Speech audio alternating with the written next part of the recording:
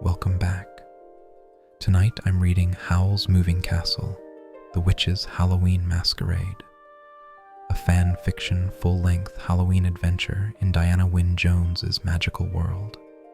Sophie, Howl, Calcifer, and young Morgan receive an invitation they can't refuse. The Witch of the Waste is holding a midnight masquerade in the old castle ruins.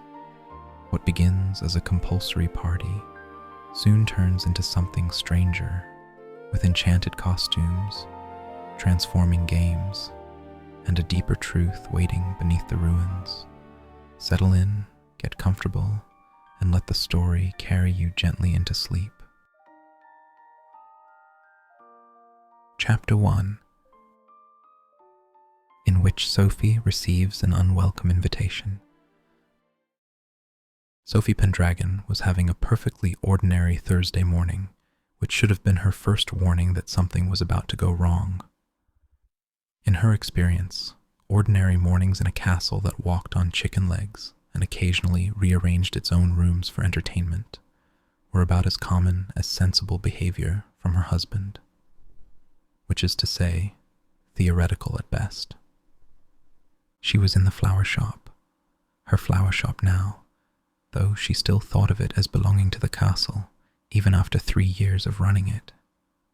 The shop existed in a peculiar state of being both part of the castle and separate from it, connected by a door that sometimes led to the castle's main room, and sometimes led to a dimension full of singing roses, depending on the castle's mood.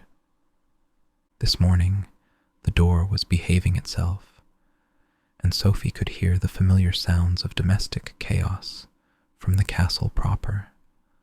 Howl arguing with the bathroom mirror about whether cerulean or azure better complemented his complexion. Calcifer grumbling about the quality of the logs. Too damp, not enough magical resonance, and why did Morgan keep trying to paint them purple?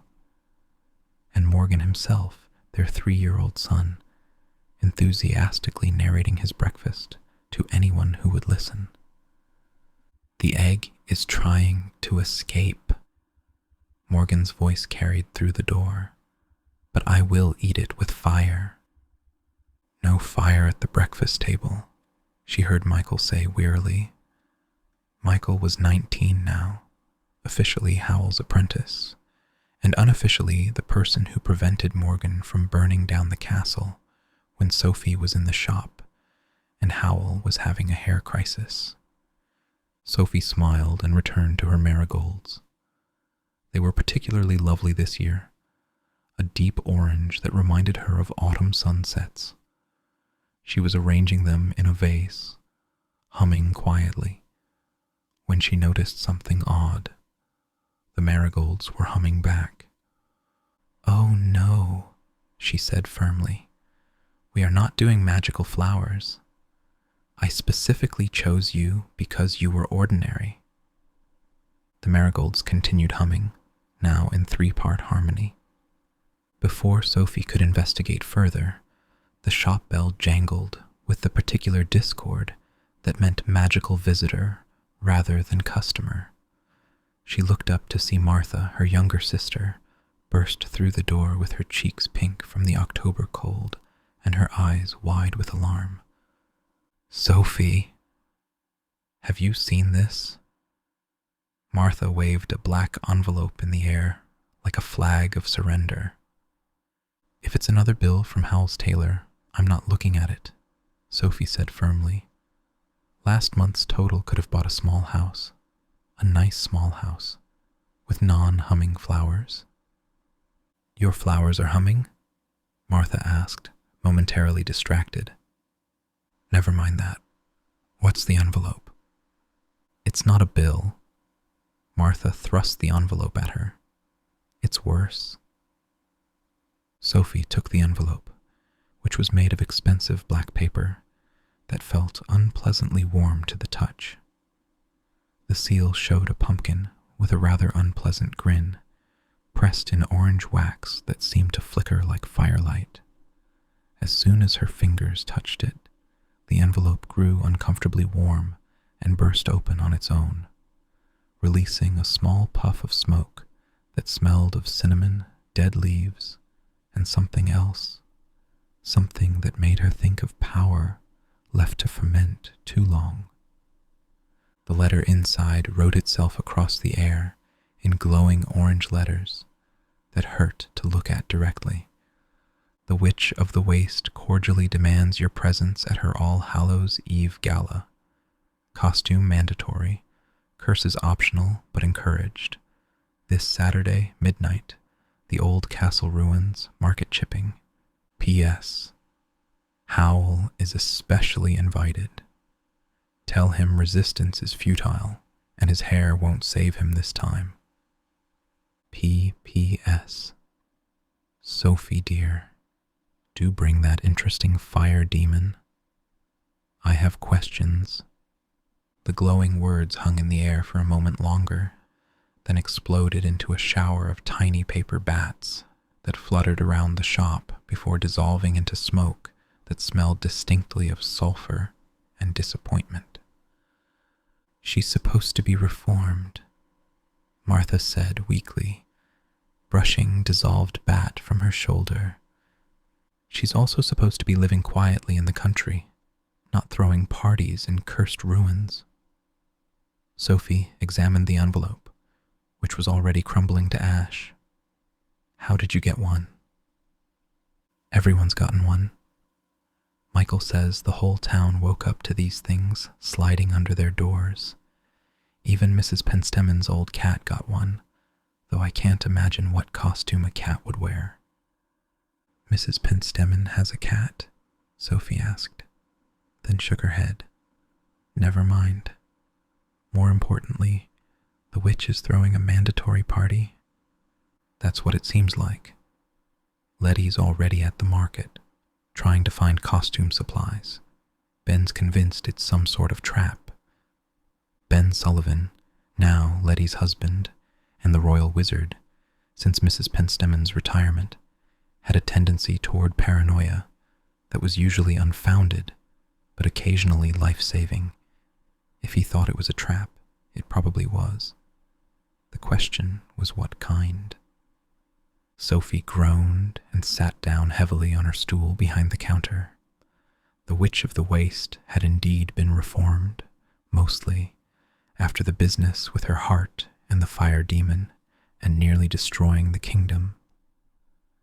These days, she lived in a cottage outside market chipping, supposedly growing prize-winning vegetables and only occasionally turning people into interesting shapes when they annoyed her. The last Sophie had heard, the witch had won first place at the harvest festival for her pumpkins, which were the size of carriages, and allegedly sang opera when the moon was full. She'd seemed content, even happy, puttering around her garden, and only terrorizing the occasional traveling salesman who interrupted her gardening. But All Hallows Eve was tomorrow night, and everyone knew that was when reformed witches were most likely to relapse. It was something about the thinning of the veil between worlds that made even the most rehabilitated magical practitioner want to cackle maniacally and turn things into other things. We could just not go, Sophie suggested hopefully, though she knew it was futile. Martha gave her a look that managed to convey both sympathy and resignation. The invitation said demands, not requests. Remember what happened to the mayor when he didn't attend her garden party? Sophie did remember. The mayor had spent 3 weeks as an ornamental fountain in the town square, spurting water in decorative arcs whenever anyone walked past. He'd been rescued eventually, but he still occasionally leaked when he got nervous, and he couldn't pass a garden fountain without shuddering. That was different, Sophie said, though without much conviction. She'd specifically invited him to judge her vegetable competition, and he'd sent a polite refusal claiming a prior engagement, which turned out to be a fishing trip. She turned him into a fountain that attracted fish, Martha pointed out. They kept jumping into his mouth, He's still traumatized. The shop bell jangled again, this time playing a elaborate 12-note fanfare that meant Howl had been tinkering with it again. The door swept open dramatically. Howl had never met a door he couldn't make dramatic. And the wizard himself entered, his hair currently a fetching shade of midnight blue that seemed to contain actual stars. He was wearing his silver-starred cloak, the one that had cost more than most people's houses, and holding his own black envelope between two fingers as if it might bite. "Sophie, my darling, my heart, my anchor in these troubled times," he began, which meant he wanted something.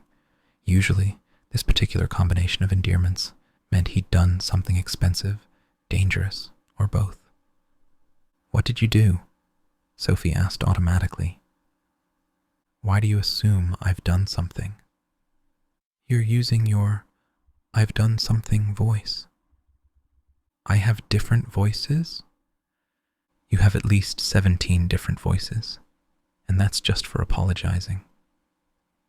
Howl looked mildly offended, but rallied quickly. "I haven't done anything yet, but the witch says my hair won't save me. My hair, as if my hair has ever needed to save me from anything, except that time with the—" "We don't talk about the sentient hairbrush incident," Howl said quickly. "That was a mutual misunderstanding between myself and an overly ambitious styling tool. It held you hostage for 6 hours. It was expressing its artistic vision. I was merely an unwilling canvas." Howl shook his head, making his starry hair ripple dramatically. "The point is, she's clearly planning something. No one throws a party in cursed ruins unless they're planning something wicked. Or unless they got a good deal on the venue." Calcifer's voice piped up from the fireplace in the corner, where Sophie had installed a small hearth for him to visit during shop hours. It was connected to the main castle fireplace by a complicated series of magical channels that Howl had spent 3 weeks perfecting, mostly because he couldn't stand the thought of Calcifer missing out on shop gossip. Cursed ruins probably rent cheap. "Calcifer, you're a fire demon. You should understand the theatrical importance of location." Howl draped himself dramatically across the counter, careful not to disturb his hair or his cloak, both of which required careful positioning to achieve maximum effect. "She's up to something, and she specifically wants me there to witness it." "She wants everyone there," Sophie pointed out, trying to be reasonable. "Even Mrs. Penstemmon's cat." "Yes, but she mentioned me by name, and my hair." Howl straightened up, his green eyes gleaming with the particular light that meant he was about to do something inadvisable. It was the same look he'd had before he'd decided to date the entire kingdom's worth of girls simultaneously, or when he'd thought giving the castle consciousness was a good idea. "We're going, of course." "We are." Sophie knew resistance was futile, but she felt obligated to try. "Obviously, I'll need at least 3 costume changes. You'll need something sensible but elegant. Perhaps a Victorian ghost. No, too predictable. A vengeful fairy queen. Better, but still not quite right."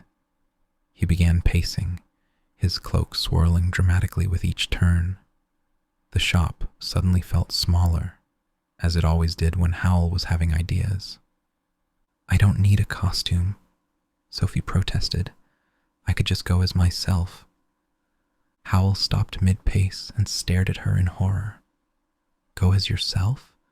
To a mandatory magical party thrown by the Witch of the Waste? Sophie, she turned the mayor into a fountain for missing her garden party. Imagine what she'd do for incorrect costume etiquette. Turn me into a sensible piece of furniture." This isn't a joke, but Howl was fighting a smile. "Besides, you'd make a terrible piece of furniture." far too opinionated. Furniture can't have opinions. You've met our castle. It has opinions about everything, especially bathroom colors. This was true. Last week, the castle had decided the bathroom should be mint green and had sulked for 3 days when Sophie painted it back to white. Sophie recognized a lost cause when she saw one. When Howl got that look, there was no stopping him. Besides, someone responsible would need to attend to make sure he didn't accept any cursed drinks, dance with any suspicious shadows, or make any deals involving his hair, his heart, or any other body parts he was particularly attached to. "Fine," she said, "but if I end up turned into anything with more than 4 legs, you're sleeping in the garden for a month." "My darling Sophie, when have I ever let you get turned into anything?" Howl asked, looking wounded. "Tuesday," Sophie, Martha, and Calcifer said in unison. "That was barely a transformation. You were only a teapot for an hour." "A very nice teapot," Calcifer added helpfully. "Wedgwood, I think, with little blue flowers." "I couldn't pour properly," Sophie said. "My spout was crooked." "Your spout was artistic," Howl corrected. "Asymmetry is very fashionable." "In teapots?" "In everything. Haven't you noticed my new hairstyle?" He turned his head to show that his midnight blue hair was indeed styled asymmetrically, with stars clustered more on the left side. Sophie threw a marigold at him. It continued humming all the way through its arc and landed in his hair, where it nestled among the stars and actually looked quite nice, which was annoying. "Your flowers are humming," Howl observed. "Yes, and it's your fault somehow." "How is it my fault?" "Everything magical that goes wrong is your fault. It's in our marriage contract." "We don't have a marriage contract." "We should." Item 1. All magical mishaps are Howl's fault. Item 2. See Item 1. Martha, who had been watching this exchange with amusement, cleared her throat. "While you two are discussing contracts, the rest of us need to figure out costumes. The party is tomorrow night." "Tomorrow?" Sophie hadn't realized it was so soon, but that's barely any time to prepare. "Hence why I'm panicking," Martha said. "Letty's already commissioned a seamstress. Ben's trying to enchant a suit of armor to walk by itself so he can go as a haunted knight." "That never works properly," Howl said dismissively. "The armor always develops opinions about where it wants to walk. I tried it once and ended up chasing a suit of armor through 3 kingdoms. It wanted to visit its ancestral armory." "Armor has ancestry?" Martha asked. "Everything has ancestry if you go back far enough. That particular armor was descended from a very prestigious line of tournament plate. It was insufferable about it." The shop bell jangled again, this time playing what sounded like a funeral dirge that had been remixed into a waltz. Michael stumbled in, looking frazzled. Half of him appeared to be made of starlight, which was new. "Michael, why are you partially stellar?" Sophie asked. "Spell went wrong. I was trying to create a constellation map for navigation, and I accidentally merged with it. The left half of me is currently showing the position of stars over the northern kingdoms." He demonstrated by holding up his left arm, which indeed showed twinkling stars in accurate astronomical positions. But that's not important right now. The witch's invitations are doing something weird. "Weirder than exploding into bats?" Martha asked. "Much weirder. They're recruiting." "Recruiting?" Sophie, Howl, and Martha said together.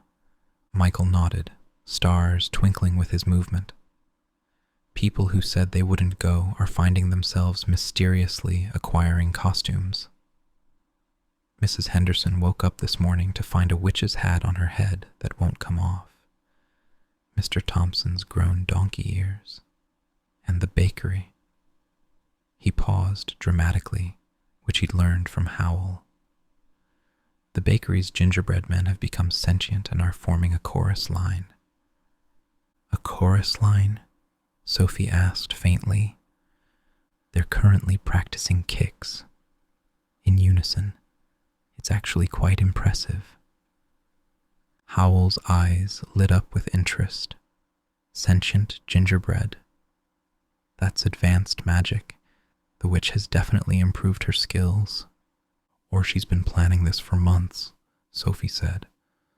How long does it take to plan a party that forces an entire town to attend? Depends on the town, Howl said thoughtfully. Market chipping is fairly magical already, so probably not that long. A few weeks of preparation, maybe a month for the really complex spells.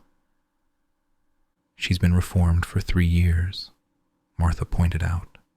Why now? Nobody had an answer for that. The rest of the day passed in a blur of increasingly bizarre reports. Prince Justin sent a message saying his entire guard had developed an irresistible urge to practice dance steps. The town council reported that the town hall had spontaneously decorated itself with cobwebs that spelled out, "See you soon," in spider silk. Even the church bells were affected, ringing out tunes that sounded suspiciously like party music. By evening, Sophie had given up any pretense of normalcy and was sitting in the castle's main room, watching Howl parade through costume option number 17. What about this? He was currently dressed as the king of the night sky, complete with a cape made of actual darkness and a crown of crystallized moonlight. Where did you even get crystallized moonlight? Sophie asked. I've been saving it for a special occasion. Do you think it's too much? Howl, you're wearing solid darkness. Everything about this is too much. Perfect! Too much is exactly the right amount for a witch's party.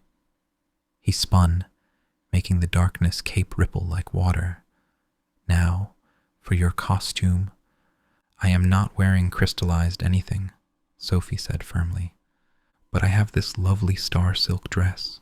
No, it only exists partially in this dimension.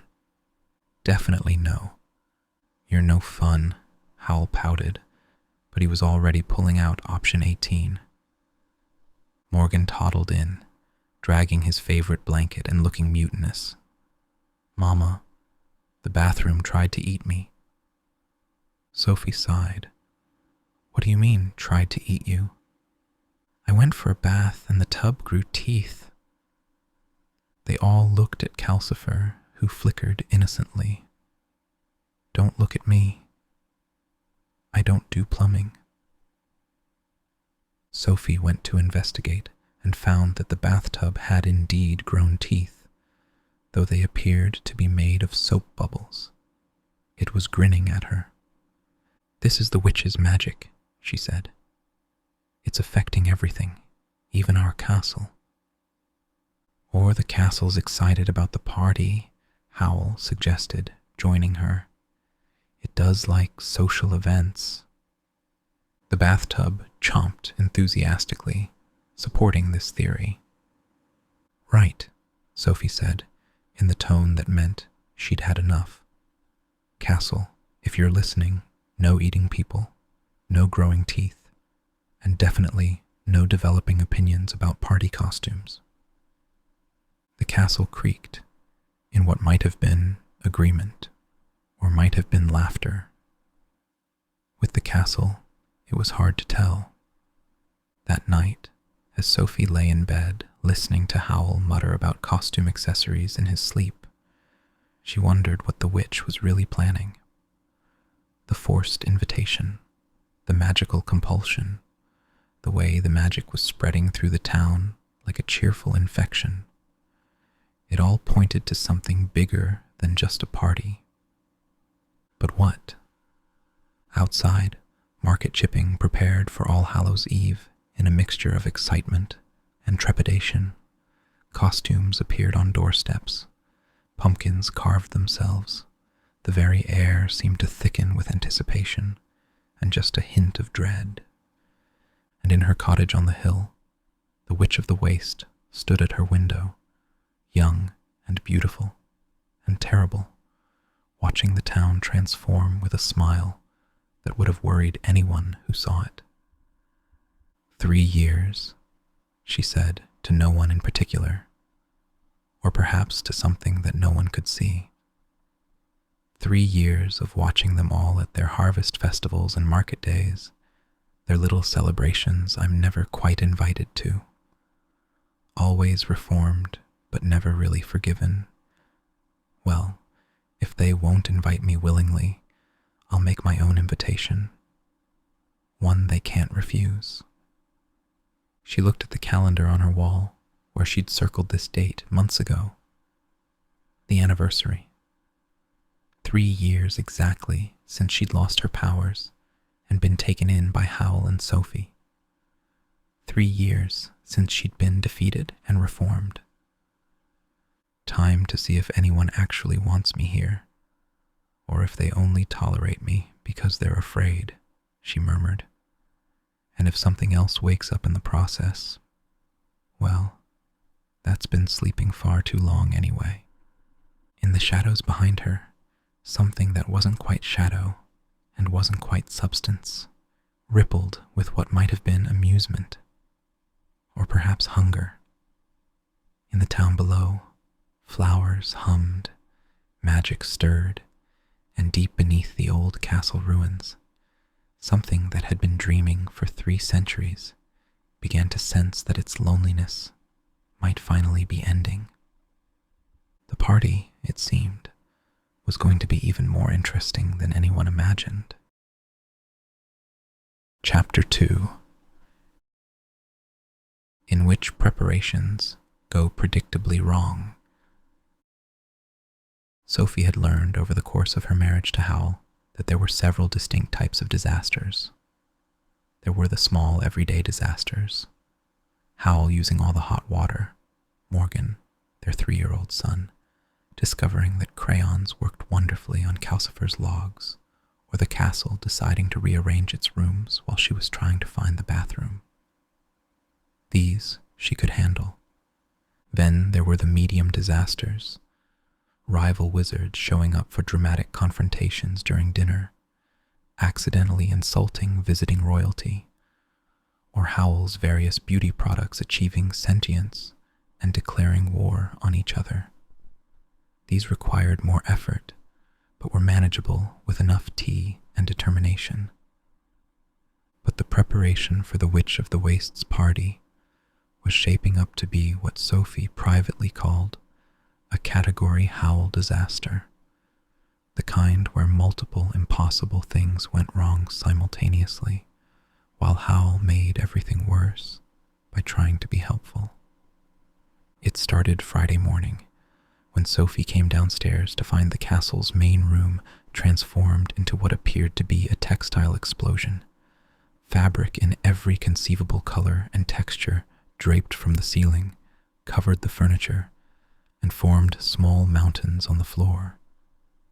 In the center of this chaos sat Howl, surrounded by at least 17 different costume sketches, while Michael, now a young man of 19 and officially Howl's apprentice, stood nearby wearing what looked like half a dragon costume and an expression of deep regret.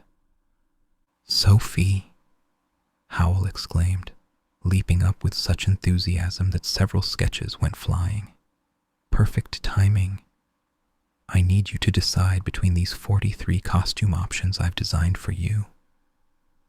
43, Sophie repeated flatly. "Howl, the party is tomorrow night. Exactly why we need to decide quickly, I've already narrowed it down from 97. He began gathering sketches with manic energy. Now, I'm leaning toward the Autumn Queen concept. See, with real falling leaves enchanted to constantly spiral around you. But Michael thinks the Starlight Sorceress would better complement my costume. Which is... I haven't decided yet. That's why I need to know yours first. It's all about the dramatic contrast, you see. Sophie looked at Michael, who mouthed, "Help me," from behind Howl's back. Half of his dragon costume appeared to be slowly constricting around his middle. "Howl," Sophie said carefully. "Why is Michael being eaten by his costume?" "It's not eating him. It's establishing dominance. Dragon costumes need to know who's in charge." Howl waved dismissively. "Michael, stop looking so worried. If it actually starts digesting you, Calcifer will burn it off." "Very reassuring," Michael wheezed. Sophie stepped over a pile of what appeared to be animated silk scarves and rescued Michael with a pair of scissors and a stern look at the dragon fabric, which slunk away to sulk under the table. "Perhaps," she suggested, "we should focus on costumes that won't try to consume the wearer." "Where's the artistry in that?" But Howl began sorting his sketches into two piles, probably safe and definitely lethal. The second pile was considerably larger.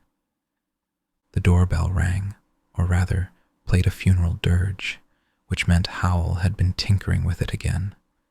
Sophie went to answer it, grateful for the excuse to escape the costume discussion, only to find her sister Letty on the doorstep holding a carta basket and looking frazzled. "Sophie, thank goodness. I need to hide here for a few hours." Letty pushed past her and into the castle. "Ben's turned our entire house into a practice run for tomorrow night's protective wards, and now we can't get into the bedroom because it thinks we're hostile spirits."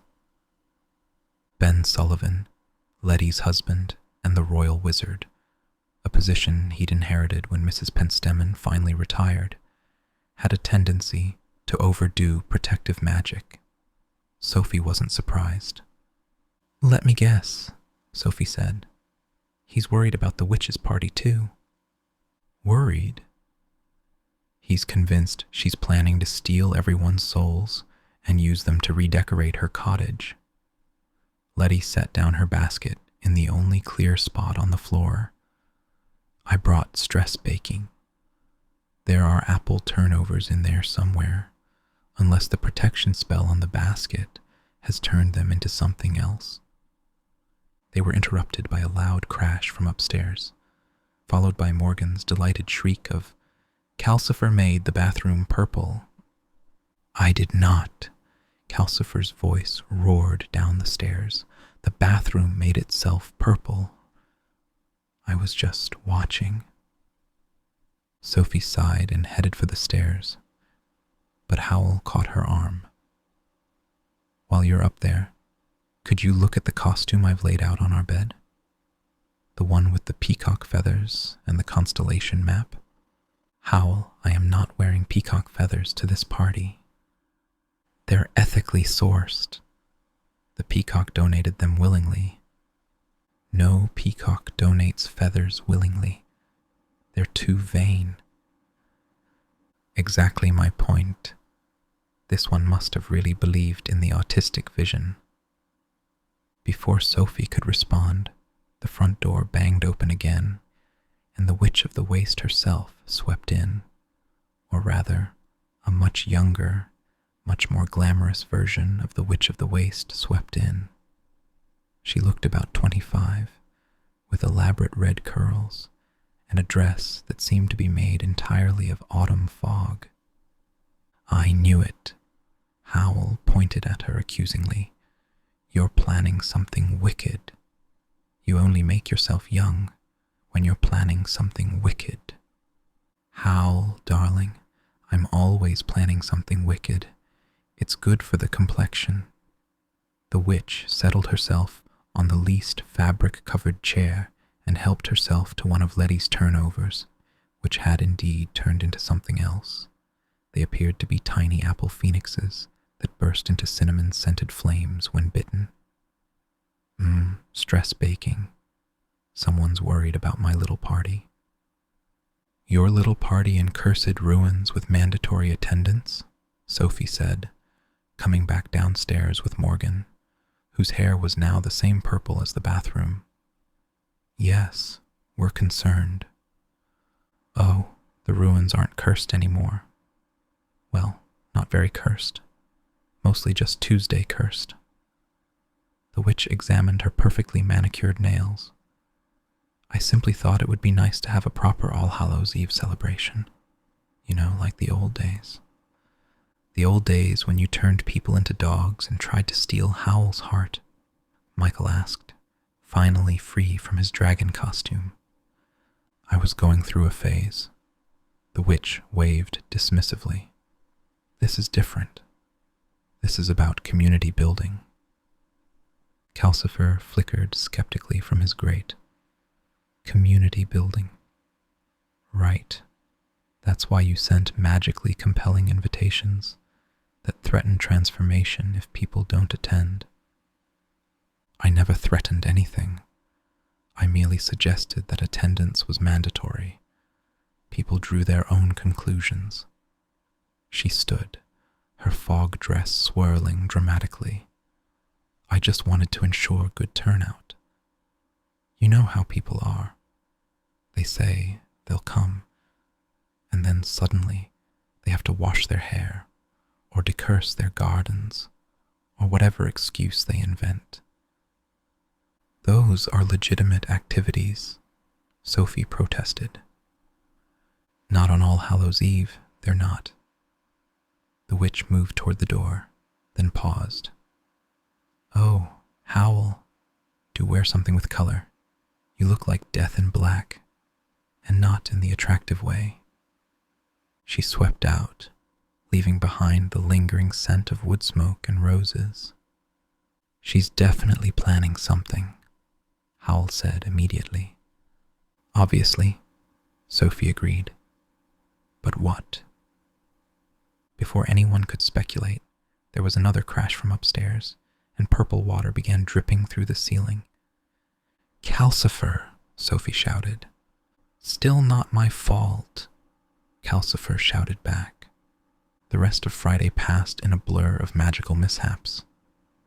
Howl went through 17 different hair colors trying to find the perfect shade for his costume, which he still hadn't decided on.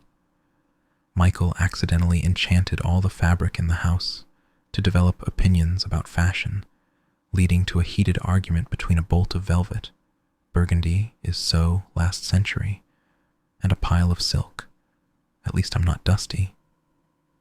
Morgan discovered that the purple from his hair was transferable, and decorated the cat, 2 walls, and most of the kitchen dishes before Sophie caught him. By evening, Sophie had given up on making sense of anything, and was sitting in her flower shop arranging chrysanthemums, which were thankfully non-magical and non-opinionated, when Ben Sullivan arrived, looking harried. "Sophie, I need your help. Letty says you're the only sensible one in your family." "That's a low bar, but continue." "The king wants me to attend the witch's party tomorrow to keep an eye on things." Ben made air quotes with obvious distress. "But he also wants me to ensure nothing goes catastrophically wrong." How am I supposed to do both? If I'm watching for catastrophe, I can't prevent it, and if I'm preventing it, I can't watch for it. Sophie considered this. Ben had a point. The witch's party was likely to be chaos, even without any nefarious plans. Adding nervous royal oversight would only make things worse. "What you need," she said slowly, "is someone else to watch while you prevent, or prevent while you watch." "But who?" "Everyone's been invited as guests." An idea formed in Sophie's mind. It was either brilliant or terrible, but in her experience, those were often the same thing when dealing with magical problems. Ben, how do you feel about coordinating costumes? Saturday arrived with unseasonable warmth and a sky that couldn't decide if it wanted to be sunny or ominous. So it settled for both, with patches of brilliant blue interrupted by clouds shaped like disturbing things. Sophie woke to find Howl already up and surrounded by what appeared to be every mirror in the castle, all reflecting different potential costumes. I've narrowed it down to 3, he announced, without looking at her. The Nightmare King, the Star-Touched Sorcerer, or the Autumn Phoenix. All of those sound like they'll take 12 hours to put on. 14 for the Phoenix, actually. The feathers have to be attached individually while still burning. Sophie got out of bed and noticed a carefully wrapped package on her dresser. What's this? Your costume. I decided for you since you were being indecisive. I wasn't being indecisive. I was being sensible. Same thing, really. Howl was now examining his reflection as the Nightmare King, complete with a crown that seemed to be made of crystallized screams. Too much? Sophie unwrapped the package carefully, expecting something outrageous. Instead, she found a dress of deep midnight blue that shifted to silver when it moved, like looking at the night sky reflected in water. It was elegant, practical enough to move in, and absolutely beautiful. Small stars were embroidered across the fabric in thread that actually glowed with soft light. Howl, it's perfect. Of course it is. I made it. But he was smiling, the real smile, not the one he wore for dramatic effect. You're the moon's shadow. I'll be the sun's echo, all gold and flame and beautiful tragedy. We'll be a matched set without being nauseating about it. That might be the most romantic thing you've ever said that didn't involve your hair. My hair is very romantic, thank you. The afternoon was spent in final preparations. Michael had settled on being a wizard's apprentice who'd had a spell go wrong. Half of him looked normal. The other half appeared to be made of stars. It was actually quite clever, though he had to be careful not to bump into things with his star side, as it tended to leave sparkles everywhere. Morgan had insisted on being a scary dragon, which in practice meant Sophie had sewn felt wings to his favorite jumper and painted his face green. He spent most of the afternoon roaring at Calcifer, who obligingly pretended to be frightened. Letty arrived at 6, dressed as a harvest goddess, with real wheat woven into her hair and a dress that seemed to be made of solidified sunlight. Ben was with her, looking uncomfortable in his costume as the spirit of magical law, which involved a lot of official-looking robes covered in moving text from various legal documents.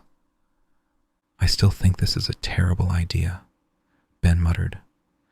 It's Sophie's plan, Letty said. Her plans usually work out. Usually, Sophie emphasized. Not always. As the sun set, they prepared to leave. The castle would walk them to the ruins. It had been practicing its formal walk all day, much to the confusion of the neighbors who'd watched it high-step past their windows. Everyone ready? Howl asked, resplendent in gold and copper with his hair a shade of flame that actually flickered. He'd managed to make himself look like a sunset, personified, all warm light and dying beauty. As ready as we can be for whatever disaster is about to unfold, Sophie said, smoothing her star-touched dress. That's the spirit. Howl offered her his arm. Shall we go see what fresh chaos the witch has prepared for us? The castle began its journey toward the ruins, its chicken legs moving with unusual dignity. Through the windows, Sophie could see other costumed figures making their way through the streets. Witches and wizards, ordinary townspeople, and even what appeared to be Mrs. Penstemon's cat, wearing a small pointed hat. The old castle ruins stood on a hill overlooking Market Chipping, remnants of some long-ago magical battle. On normal nights, they were forbidding and dark. Tonight, they glowed with orange and purple light, and Sophie could hear music drifting down, not entirely unpleasant music, but the kind that made you want to check that your soul was still firmly attached. "Remember," Sophie said quietly to their group, "Ben watches for magical irregularities. Michael, you're on crowd control if people panic. Letty, you're watching the food and drink for curses. Howl, I'm on witch duty. Keep her talking, find out what she's planning, and look fabulous while doing it. And I'm coordinating everyone while pretending to just be enjoying the party," Sophie finished. "What about me?" Morgan asked from Howl's shoulders. "You're on very important dragon duty. If you see anything scary, you roar really loud to warn us." Morgan nodded solemnly, then practiced his roar. As they approached the ruins entrance, which had been decorated with floating jack-o'-lanterns that watched guests with flickering eyes, Sophie noticed that quite a crowd had already gathered. The mayor was there, dressed as a fountain, showing admirable self-deprecation, along with most of the town council, various magical practitioners, and even some of the talking animals from the surrounding forests. The Witch of the Waste stood at the entrance, still young and beautiful, wearing a dress that seemed to be made of midnight and moonbeams. She smiled as she saw them approach. "Howl, Sophie, how delightful, and you've brought the whole family." Her eyes lingered on Calcifer, who was hovering near Sophie's shoulder in a portable grate. "Fire demon, how lovely to see you mobile." "Witch," Calcifer said warily, "you're looking very temporary." She laughed, a sound like silver bells with slightly sinister overtones. "Aren't we all, really? Do come in. The festivities are about to begin." They entered the ruins, which had been transformed into something from a fever dream. The broken walls were draped with fabric that showed moving scenes of other All Hallows' Eves throughout history.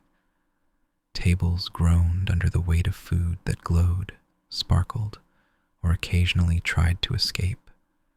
A string quartet made up of animated skeletons played in one corner, their music beautiful and deeply unsettling. "Right," Sophie said quietly. "Everyone remember their jobs. And whatever you do, don't..." But she never got to finish her warning. At that moment, the clock, where had a clock come from in ruins, struck 8, and everything changed. The lights dimmed to a ghostly glow.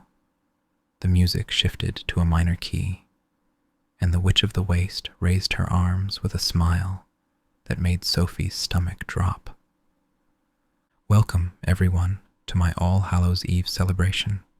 Tonight, we're going to play a game, a very old game, a very dangerous game." Her smile widened. "Tonight, we're going to play Truth or Transformation." The gates to the ruins slammed shut with a definitive clang. "Oh, botheration," Sophie muttered. Howl, naturally, just grinned. Finally, things are getting interesting. Chapter 3, in which the game begins badly and gets worse. Sophie had attended enough magical disasters to know that the first 30 seconds after everything went wrong were crucial. In those 30 seconds, you could either take control of the situation or watch it spiral into complete chaos. Unfortunately, with the Witch of the Waste involved, she suspected they were heading straight for chaos regardless. Truth or transformation, the witch repeated, clearly enjoying the way everyone had gone very still. The rules are delightfully simple. When the wheel spins, she gestured, and an enormous wheel materialized in the center of the ruins, covered in everyone's names in glowing script, and selects you choose, truth or transformation. Choose truth, and you must answer any question asked by the group with complete honesty enforced by the spell. Lie and, well, the transformation happens anyway, but less pleasantly. And if we choose transformation? Asked the mayor, who had gone pale beneath his fountain costume. Then you transform into something appropriate to your true nature for 1 hour. Usually. Sometimes longer, if you're particularly interesting. The witch's smile could have curdled milk. The game continues until midnight, when the veil between worlds is thinnest. Then we'll see who's been truthful, who's been transformed, and who wins the grand prize. What grand prize? Howl asked suspiciously. That would be telling. Now, let's begin. Before anyone could protest, the wheel began to spin with a sound like grinding bones. The names blurred together into a stream of light that made Sophie's eyes water. Around them, the other party guests pressed closer, a mixture of fascination and terror on their faces. Sophie noticed Ben trying to discreetly cast a counterspell, but his magic fizzled against whatever the witch had set up. The wheel slowed, clicked past several names. Mrs. Fairfax the baker, Prince Justin, who'd arrived late in a costume made entirely of mirrors, someone named Bertrand, whom Sophie didn't recognize, and finally stopped on Michael Fisher, the witch announced with delight. Our first player. Truth or transformation? Michael looked at Howl, who shrugged unhelpfully, then at Sophie, who was trying to figure out if she could dismantle the spell from the inside. Calcifer flickered anxiously in his portable grate. Truth, Michael said finally. Excellent choice. Now anyone may ask a question. Who wants to know young Michael's secrets? There was an uncomfortable silence. Then a voice from the crowd called out, "What's the worst thing you've ever done as Howl's apprentice?" Sophie didn't recognize the speaker, someone in an elaborate mask shaped like a raven's head. Michael went red. I accidentally turned all of Howl's hair potions into growth serums last year. That's why his bathroom was overtaken by his hair for a week. He thought it was a curse from a rival wizard, and I never told him it was me. Howl made a sound of absolute betrayal. That was you? I spent 3 days sleeping in the garden because my hair had claimed the bedroom. I had to negotiate a peace treaty with my own follicles. I'm sorry, Michael said miserably. I was trying to make them more effective and my hair held me hostage, Michael. The wheel was already spinning again, apparently satisfied with the truth. This time it landed on Mrs. Fairfax, who chose truth and admitted she'd been adding minor love potions to her Tuesday scones for years. Just a little boost for couples who needed it. Then Prince Justin chose transformation and spent several alarming minutes as what appeared to be a very shiny peacock before turning back. Sophie was beginning to think perhaps this wouldn't be too terrible when the wheel landed on Howl. Transformation, he said immediately, which surprised no one. Howl never met a dramatic gesture he didn't like. The change was instant. One moment Howl stood there in all his sunset glory. The next he was. "Is that a sheep?" Letty asked in disbelief. It was indeed a sheep, a particularly fluffy golden sheep with somehow perfectly styled wool and eyes that managed to look both sheepish, literally, and deeply offended. The sheep that was Howl stamped one hoof imperiously and bleated in a way that conveyed utter indignation. "1 hour," the witch said, though she was clearly trying not to laugh. "Unless you're particularly interesting, which, well, you're always interesting, aren't you, Howl?" The Howl sheep bleated again and tried to eat the witch's dress, which turned out to be a poor choice as the fabric shocked him. He jumped back and hid behind Sophie, which would have been more effective if he wasn't a very large, very golden sheep. "This is ridiculous," Sophie muttered, then louder. "Can he understand us?" The Howl sheep nodded vigorously, then tried to arrange his wool in what was probably meant to be an attractive way. Even as a sheep, Howl was vain. The wheel spun again. This time it landed on someone Sophie didn't expect. Morgan. "No," Sophie said immediately. "He's 3. You can't." "The wheel chooses who it chooses," the witch said with false sympathy, "though I'll allow you to answer for him, being his mother." Morgan, still on his father's shoulders, or rather, on the Howl sheep's back now, as he'd climbed there immediately, looked around with interest. "I pick transformation. I want to be a real dragon." "Truth," Sophie said firmly at the same time. The witch considered this. How interesting. The child wants transformation. The mother demands truth. "Well, let's compromise. Morgan can transform, but Sophie must answer a truth question in exchange." Before Sophie could protest, Morgan was surrounded by green smoke. When it cleared, he was still mostly Morgan, but with real dragon wings, scales along his arms, and the ability to breathe small puffs of fire. He was absolutely delighted. "Roar," he announced, and a tiny jet of flame shot out, singeing the Howl sheep's perfectly styled wool. The sheep bleated in distress. "Now then, Sophie," the witch said, and her smile was sharp as winter. "Your question. What do you fear most about Howl?" The ruins went silent. Even the skeleton quartet stopped playing.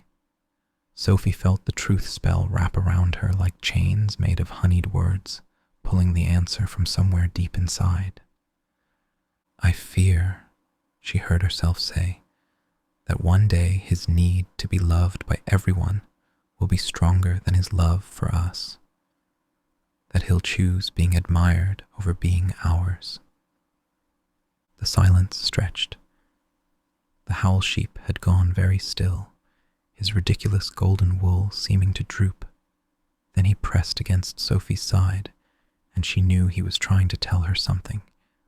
But sheep weren't particularly good at complex emotional communication. "Well," the witch said, and for once she didn't sound gleeful. "That was honest." The wheel began to spin again, faster this time, as if eager to move past the uncomfortable moment. It landed on Ben Sullivan, who chose truth, and had to admit he'd been practicing his wedding vows in front of the Royal Council's portrait gallery for months before his marriage to Letty.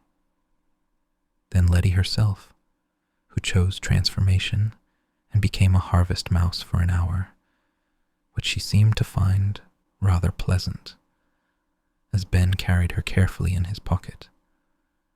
As the game continued, Sophie noticed something odd. Each transformation seemed specifically chosen, not random at all. The mayor, when he finally chose transformation after 3 truth rounds, became a fountain again, but this time one that produced wine instead of water, and he seemed actually happy about it. A witch from the next town over became her own cat and spent the hour purring in her husband's lap. "It's not random," Sophie said quietly to Calcifer, who was hovering near her shoulder. "She's choosing forms that teach something, or reveal something, or heal something," Calcifer murmured back. "Look at Prince Justin." Prince Justin had been transformed again. The wheel seemed to like him, this time into a small child version of himself, and he was playing with Morgan, both of them breathing fire at targets the witch had conjured for them. Justin had mentioned once that he'd never had much of a childhood, being raised as a prince. Now he was getting an hour of it back. The wheel spun again and landed on Calcifer. "I don't have a body to transform," Calcifer protested. "Oh, but you do," the witch said, and her eyes were bright with interest. "You're merged with Howl's heart, aren't you? Or you were. That connection leaves traces. So what will it be? Truth or transformation?" Calcifer flickered anxiously. Sophie could feel the heat of his worry. "Truth," he said finally. "Then here's my question. Fire demon, what did you see in Howl's heart when you were one with it that surprised you most?" Calcifer's flames went through several colors, blue, green, a deep purple, before settling on something softer, almost pink like a sunrise.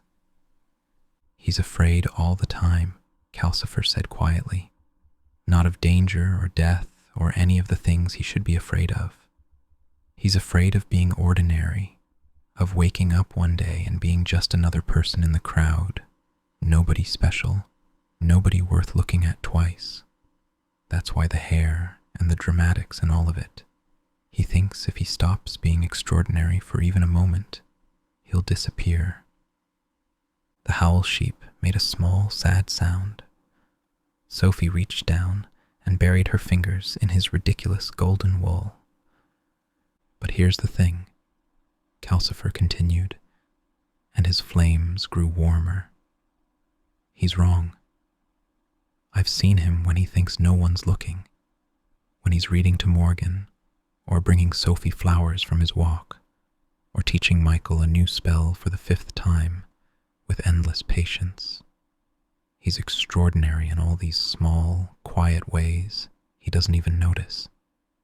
He just can't see it, because he's too busy looking in mirrors." The Howl sheep was now hiding his face against Sophie's skirt, which would have been touching if he wasn't getting golden wool all over her cosmic dress. The game continued. More truths were revealed. The baker's assistant had been in love with the blacksmith for 5 years. The town clerk had been writing anonymous poetry and leaving it on doorsteps. Mrs. Penstemon's cat was actually Mrs. Penstemon. She'd been experimenting with transformation spells in retirement and got stuck, but found she rather enjoyed being a cat. Then the wheel landed on Sophie again. "Transformation," she said before the witch could even finish asking. She'd had enough of truth for one evening. The change was gentler than she expected. The world shifted, colors became more vivid, and suddenly she was looking up at everyone from about 3 feet off the ground. She'd become a fox, a silver fox with stars still glimmering in her fur. "Oh, perfect." The witch clapped her hands. "The clever vixen. How appropriate." Sophie wanted to respond sharply, but what came out was a yip. She tried again and managed what she thought was a very eloquent series of fox noises that conveyed her displeasure. The Howl sheep bleated in what was probably meant to be solidarity. Morgan was delighted. "Mama's fuzzy." He slid off the Howl sheep's back and immediately tried to hug Sophie Fox, who had to dodge his still flaming dragon breath.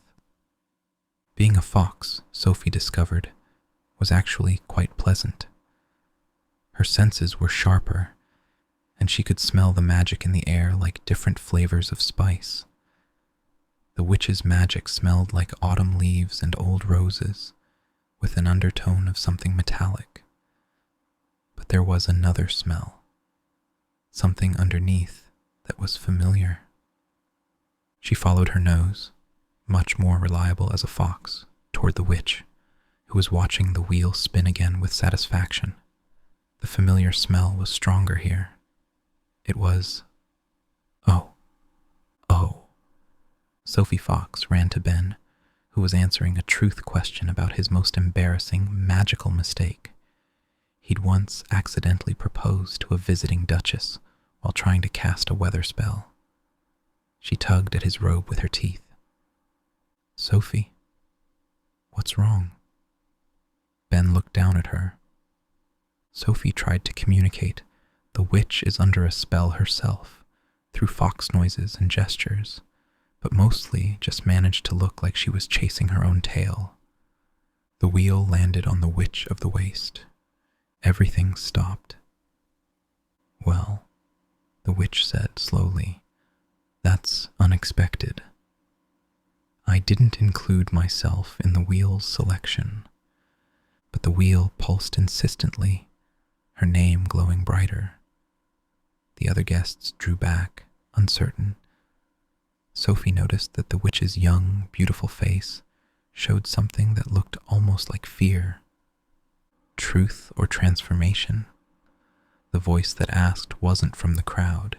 It came from the wheel itself, deep and resonant, and older than the ruins around them. The witch straightened, her fog dress swirling. Truth. Why did you really organize this gathering? The witch opened her mouth, clearly intending to give some flippant answer. But the truth spell was her own creation, and it caught her like a fish in a net. Because I'm lonely, she said, and her voice was smaller than Sophie had ever heard it. Because I spent so many years being feared and powerful and terrible that I forgot how to just be with people. The only way I could think to get everyone to come was to make it mandatory. The only way I could think to make people stay was to trap them. And the only way I could think to learn about them, to feel connected to them, was to make them play this game. The glamour on her flickered, showing her true form for a moment. Not the withered crone she'd been when she lost her powers, but a middle-aged woman with gray-streaked red hair and tired eyes. I wanted one night, she continued, the words pouring out like water through a broken dam, where I could be part of something without everyone running away, where I could pretend I belonged, where maybe, if I learned enough secrets and shared enough transformations, I'd stop feeling like I'm standing on the other side of glass from the rest of the world. The silence that followed was deafening. Sophie Fox looked around at the assembled guests, all these people who'd come out of fear, now staring at the witch with something that looked almost like understanding. Then Morgan, still in his dragon form, walked up to the witch and patted her fog dress with one scaled hand. "Is okay," he said solemnly. "Sometimes I lonely too. That's why I roar, so people pay attention." The witch stared down at him, then let out a laugh that was half sob. Out of the mouths of babes and dragons. The wheel began to dissolve, its magic unraveling. The gates to the ruins swung open. The truth spell lifted like morning mist, but nobody moved to leave. "You know," Prince Justin said thoughtfully, still in his child form, "the party's actually been rather fun. Disturbing and invasive, but fun. The food's excellent. Mrs. Fairfax added, even if some of it does try to escape. And I've never been a fountain that produces wine before, the mayor said. It's actually quite liberating. Sophie Fox padded over to the witch, and after a moment's hesitation, brushed against her leg in the universal cat gesture of acceptance. The witch looked down at her in surprise. Are you comforting me? After I trapped you and forced you to reveal your fears? Sophie nodded, then looked meaningfully at the Howl sheep, who was still styled within an inch of his woolly life, despite the evening's events. If anyone understood the fear of not being loved, it was Howl. The Howl sheep trotted over, and, with great dignity, ate a corner of the witch's fog dress. This time she didn't shock him. I suppose, the witch said slowly, I could dissolve the transformation spells. Let everyone go back to normal. Wait, Ben said suddenly, pulling out his wand. He'd been quiet most of the evening, but Sophie could see the magical protection circles he'd been discreetly drawing around the crowd. There's something else here. Another magic, older than yours, witch. It's been here all along, watching. The witch frowned. That's impossible. I would have sensed. The walls shimmered, and for a moment, everyone saw it. A vast presence coiled beneath the ruins, purple-tinged and ancient, feeding on the emotions and connections being forged. Oh, the witch said faintly. Oh no. I didn't mean to wake that. Not yet, Morgan protested. I'm still a dragon for... He counted on his clawed fingers. 20 more minutes. And I rather like being pocket-sized. Letty squeaked from Ben's pocket. Perhaps, Ben suggested carefully, we could let the transformations run their course naturally. And in the meantime, we could have an actual party without the mandatory truth-telling. The witch looked around at the assembled group, all these people she'd trapped and forced to play her game, now choosing to stay. Yes, I'd like that. She waved her hand, and the skeleton quartet began playing again, this time a lively dance tune instead of something ominous. The escaping food settled down into normal party fare. The floating jack-o'-lanterns stopped watching people and started providing warm, cheerful light. But what was the grand prize? Michael asked. You said there'd be a grand prize. The witch smiled, and for the first time all evening, it reached her eyes. There is. Everyone who stayed after the gates opened gets it. What is it? An invitation to my genuine All Hallows Eve party next year.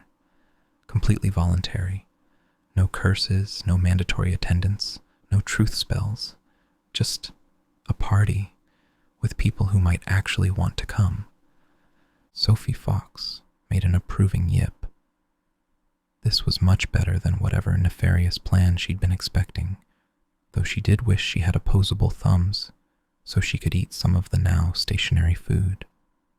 The next hour passed in a blur of unexpected pleasure. The Howl sheep had discovered he could dance rather well on 4 legs, and was teaching others the steps to something that looked like a very woolly waltz.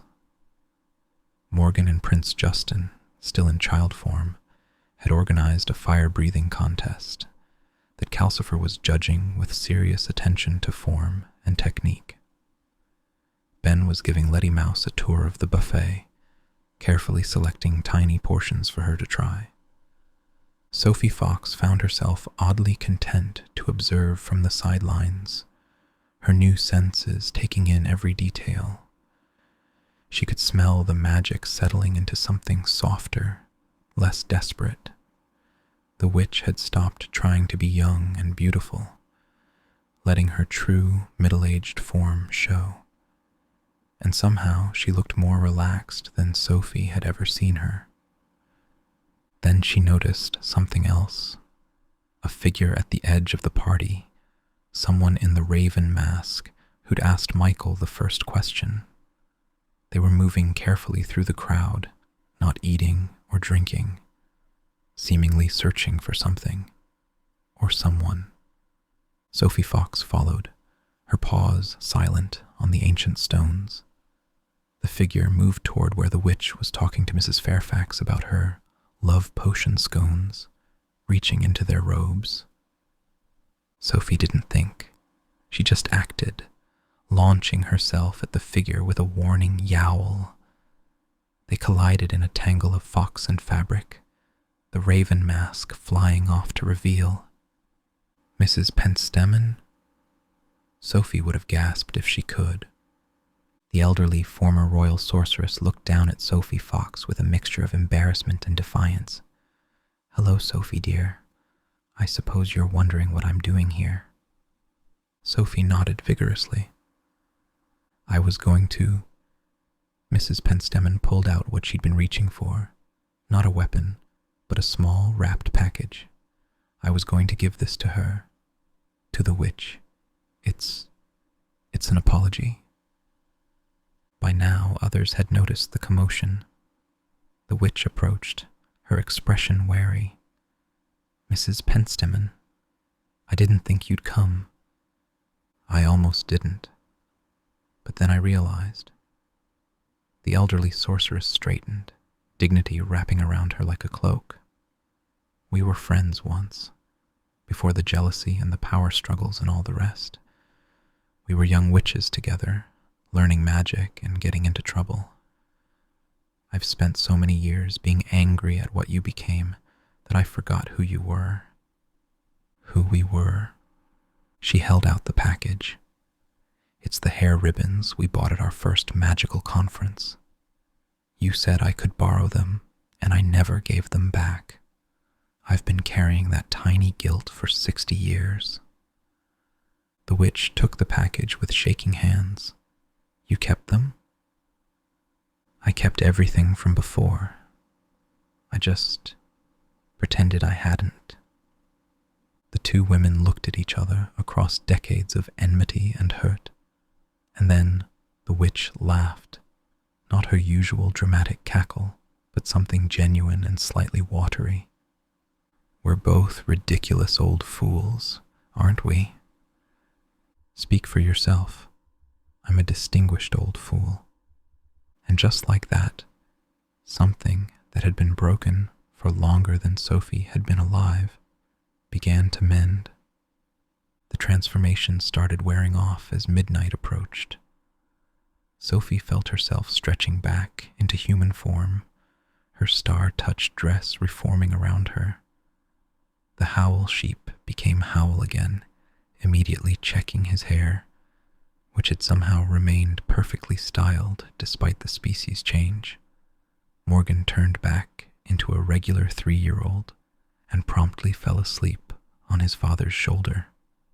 "Well," Howl said, surveying the party that had transformed from a trap into something approaching actual fun, "this didn't go at all how I expected."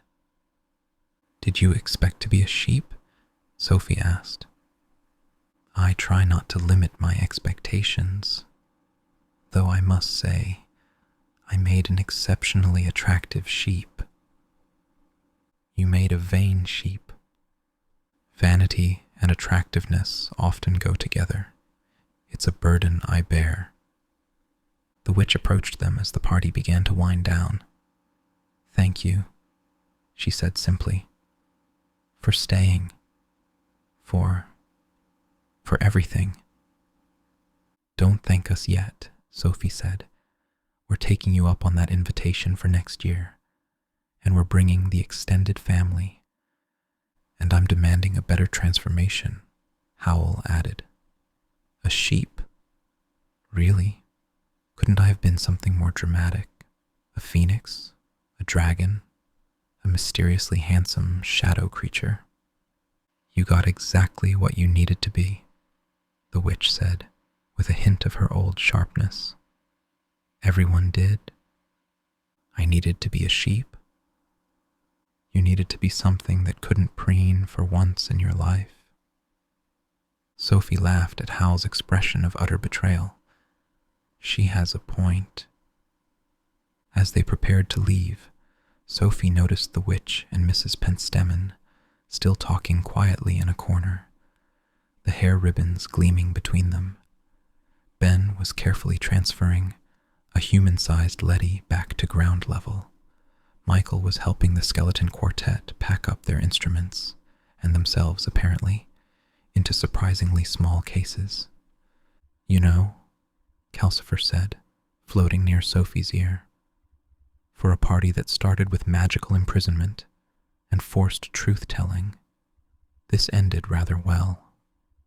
That's because everyone chose to stay, Sophie said. The best parties are the ones people choose to be at. Very philosophical for someone who just spent an hour as a fox.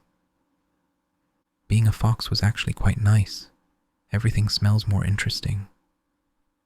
Even Howl's sheep wool. Especially that. Did you know vanity has an actual smell? It's like lavender mixed with mirrors. They gathered their things and their sleeping dragon child and headed for the exit. The witch stood at the gates, no longer magically sealed, saying goodbye to each guest personally. When they reached her, she hesitated.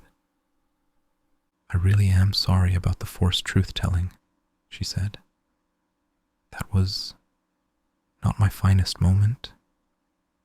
We've all had worse, Sophie said. Remember when you tried to steal Howl's heart? Or when Howl had that tantrum about his hair and slimed the entire castle, Calcifer added helpfully. We agreed never to mention the slime incident, Howl said with dignity. No, you decreed we'd never mention it. The rest of us didn't agree to anything.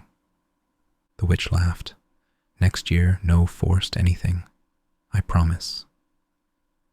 But maybe keep the skeleton quartet, Michael suggested. They were actually really good. And the escaping food, Morgan mumbled sleepily from Howl's shoulder. I like when food runs.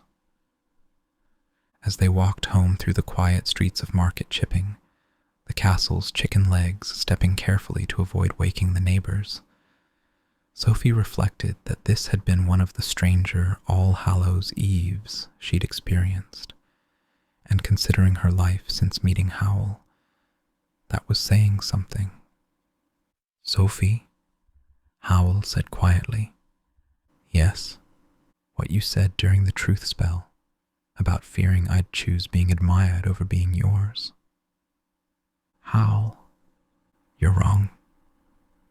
He stopped walking, turning to face her in the moonlight. His hair was still flame-colored, his costume still glowing faintly gold, but his expression was entirely serious. I'd rather be nobody at all than be somebody without you, without this.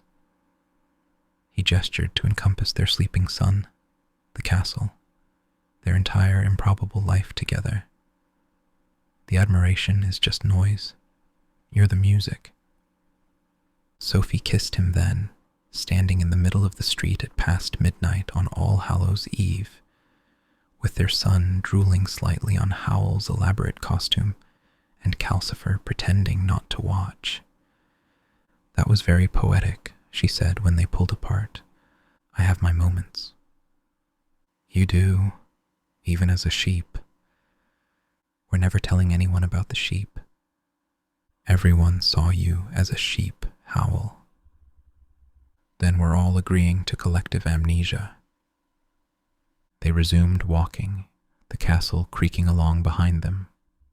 In the distance, the last guests were leaving the ruins, and Sophie could see the witch standing alone in the doorway, but not lonely anymore. Just alone, which was different. Next year, Howl said thoughtfully. I'm going as something with better hair options. Next year, Sophie countered, we're going as a matched set again. It was nice. The sun and moon, or truth and transformation. Howl considered this. I call being transformation. Of course you do.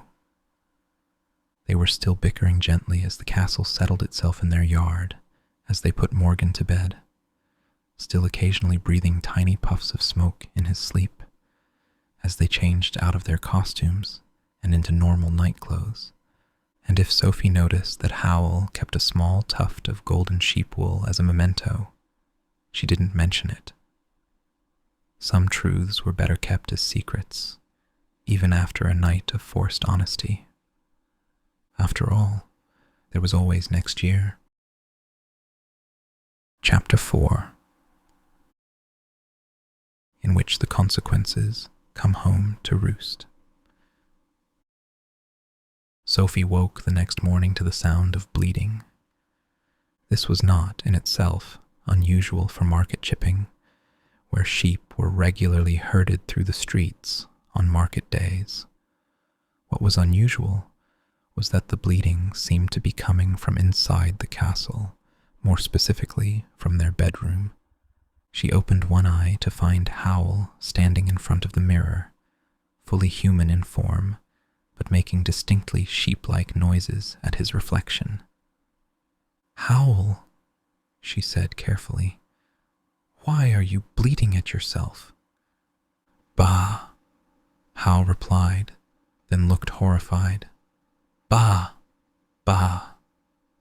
Sophie sat up fully, suddenly awake. You can't talk? Howl nodded frantically, then pointed at his throat and bleated again, somehow managing to make the sound indignant. Oh, botheration. Sophie grabbed her dressing gown. Calcifer. The fire demon materialized in their bedroom fireplace immediately, which suggested he'd been expecting this summons. Before you ask, it's not my fault. What's happened to Howl? Residual transformation magic, I guess. The witch's spell was stronger than she realized. He's stuck between forms, human body, sheep voice. Calcifer flickered with what might have been amusement. Could be worse. At least he doesn't have the wool. Howl bleated furiously at this and gestured at his hair, which Sophie now noticed had a distinctly fluffy, wool-like quality to it. Can you fix it? Sophie asked. Probably, but we'll need to understand the spell first, and that means going back to see the witch, Sophie finished with a sigh. Of course it does. A crash from downstairs interrupted them, followed by Morgan's delighted shriek of, Mama, I'm still breathing fire. Sophie and Howl looked at each other. Well, Sophie looked, Howl bleated, and then both raced for the stairs. The kitchen was in chaos. Morgan stood in the center of it, looking pleased with himself, while small fires burned on. The curtains, the table, Michael's breakfast, and somehow the ceiling. Michael himself was frantically trying to put out fires with a bucket of water, while also appearing to flicker in and out of existence, one moment solid, the next translucent and starry. I sneezed, Morgan announced proudly. With fire.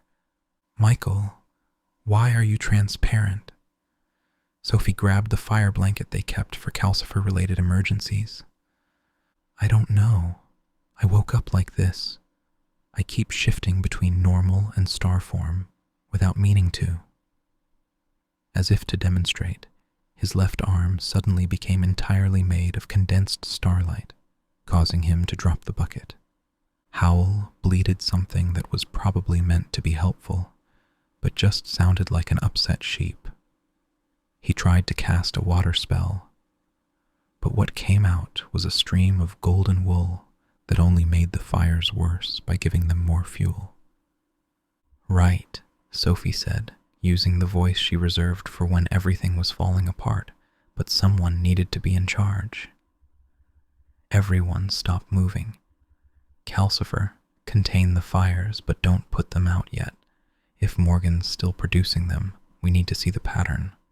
Michael, sit down before you accidentally become entirely stellar and float through the ceiling. Howl, stop trying to help. You're literally just producing wool. And Morgan..." "Yes, Mama. Try very hard not to sneeze again." Morgan immediately looked like he needed to sneeze.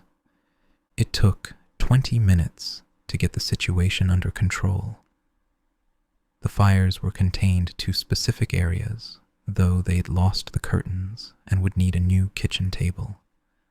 Michael had stabilized at about 40% translucent, and Morgan had only sneezed twice more, though Sophie had managed to aim him out the window for those.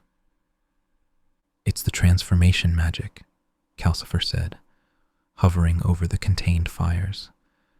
The witch's spell was meant to end at midnight, but it was also tied to truth and inner nature.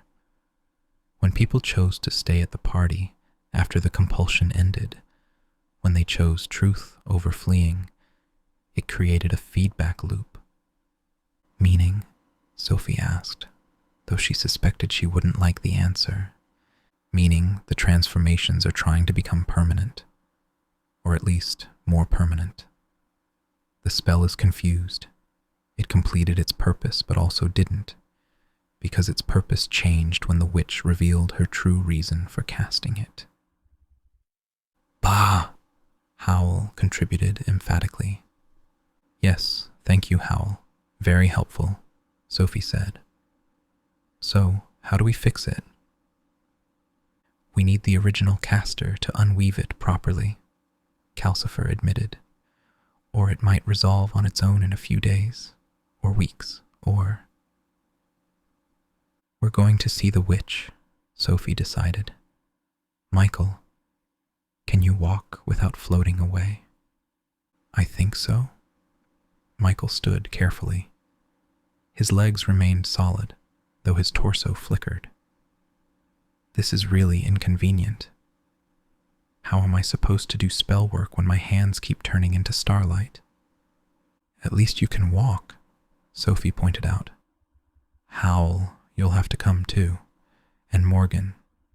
She looked at her son, who was currently entertaining himself by breathing small fire puffs at dust motes. "We're all going. Calcifer, can you manage the castle? I'll try not to let it wander off while you're gone." They made quite a procession through market chipping. Sophie tried to walk confidently, as if it was perfectly normal to be leading a bleeding husband, a semi-transparent apprentice, and a fire-breathing toddler through the morning streets. The townspeople, well used to magical oddities by now, mostly just stepped aside, though Sophie heard Mrs. Fairfax mutter something about that Howl and his dramatics. The witch's cottage sat on a hill just outside town, surrounded by what had once been a rather ominous garden, but was now filled with prize-winning vegetables and only slightly carnivorous roses. The house itself looked almost aggressively normal, as if the witch was trying very hard to appear reformed and harmless. Sophie knocked on the door, which opened immediately. "Oh dear," the witch said, surveying their group. She looked tired but more relaxed than Sophie had seen her in years, still in her true middle-aged form. "I was wondering when someone would show up." Come in, come in. Mrs. Penstemon is already here." Indeed, Mrs. Penstemon was sitting in the witch's parlor, delicately sipping tea while her tail, she appeared to have grown a rather elegant cat's tail, swished behind her. "Good morning, Sophie dear," she said calmly. I see you're all experiencing some residual effects. Bah, Howl said mournfully. Yes, the sheep transformation was particularly strong, the witch agreed. You really did embrace your inner sheep, didn't you, Howl? Howl's bleating became distinctly irritated. Can you fix it? Sophie asked, getting straight to the point while preventing Morgan from setting fire to a particularly interesting-looking cushion. I can, but... The witch hesitated. The spell has evolved. When you all chose to stay last night, when the truth became voluntary rather than forced, the magic changed. It's trying to teach something, or reveal something, or... She frowned, looking at her hands. I'm not entirely sure. I've never had a spell develop its own agenda before. Spells can do that? Michael asked, his voice echoing strangely as his vocal cords shifted between human and stellar. Powerful spells cast with strong emotion can, especially on All Hallows' Eve, when the boundaries are thin. Mrs. Pentstemon set down her teacup, her tail curling around her feet. The question is, what is the spell trying to accomplish? Before anyone could answer, there was another knock at the door. The witch opened it to reveal Prince Justin, normal-sized, but with occasional childlike expressions flickering across his face. Letty, human-shaped but occasionally shrinking to mouse size for a few seconds. Ben, whose legal documents were now appearing as floating text around his head, and at least a dozen other party guests, all showing various signs of transformation residue. Right, the witch said, surveying the growing crowd in her cottage. I suppose we'd better figure this out quickly. She led them all into her back garden, which was large enough to accommodate everyone. Sophie noticed that the vegetables really were prize-winning size, though the pumpkins seemed to be watching everyone with suspicious orange eyes. The spell, the witch began, addressing the assembled group, has taken on a life of its own. It's no longer about truth or transformation, but about integration, I think. It's trying to make you acknowledge parts of yourselves you usually ignore or hide. But I don't hide being a sheep, Howl protested, though it came out as an indignant series of bahs. Sophie translated, and the witch laughed. No, but you hide vulnerability. Sheep are vulnerable creatures, Howl. They need protection, guidance, community. When did you last admit you needed help?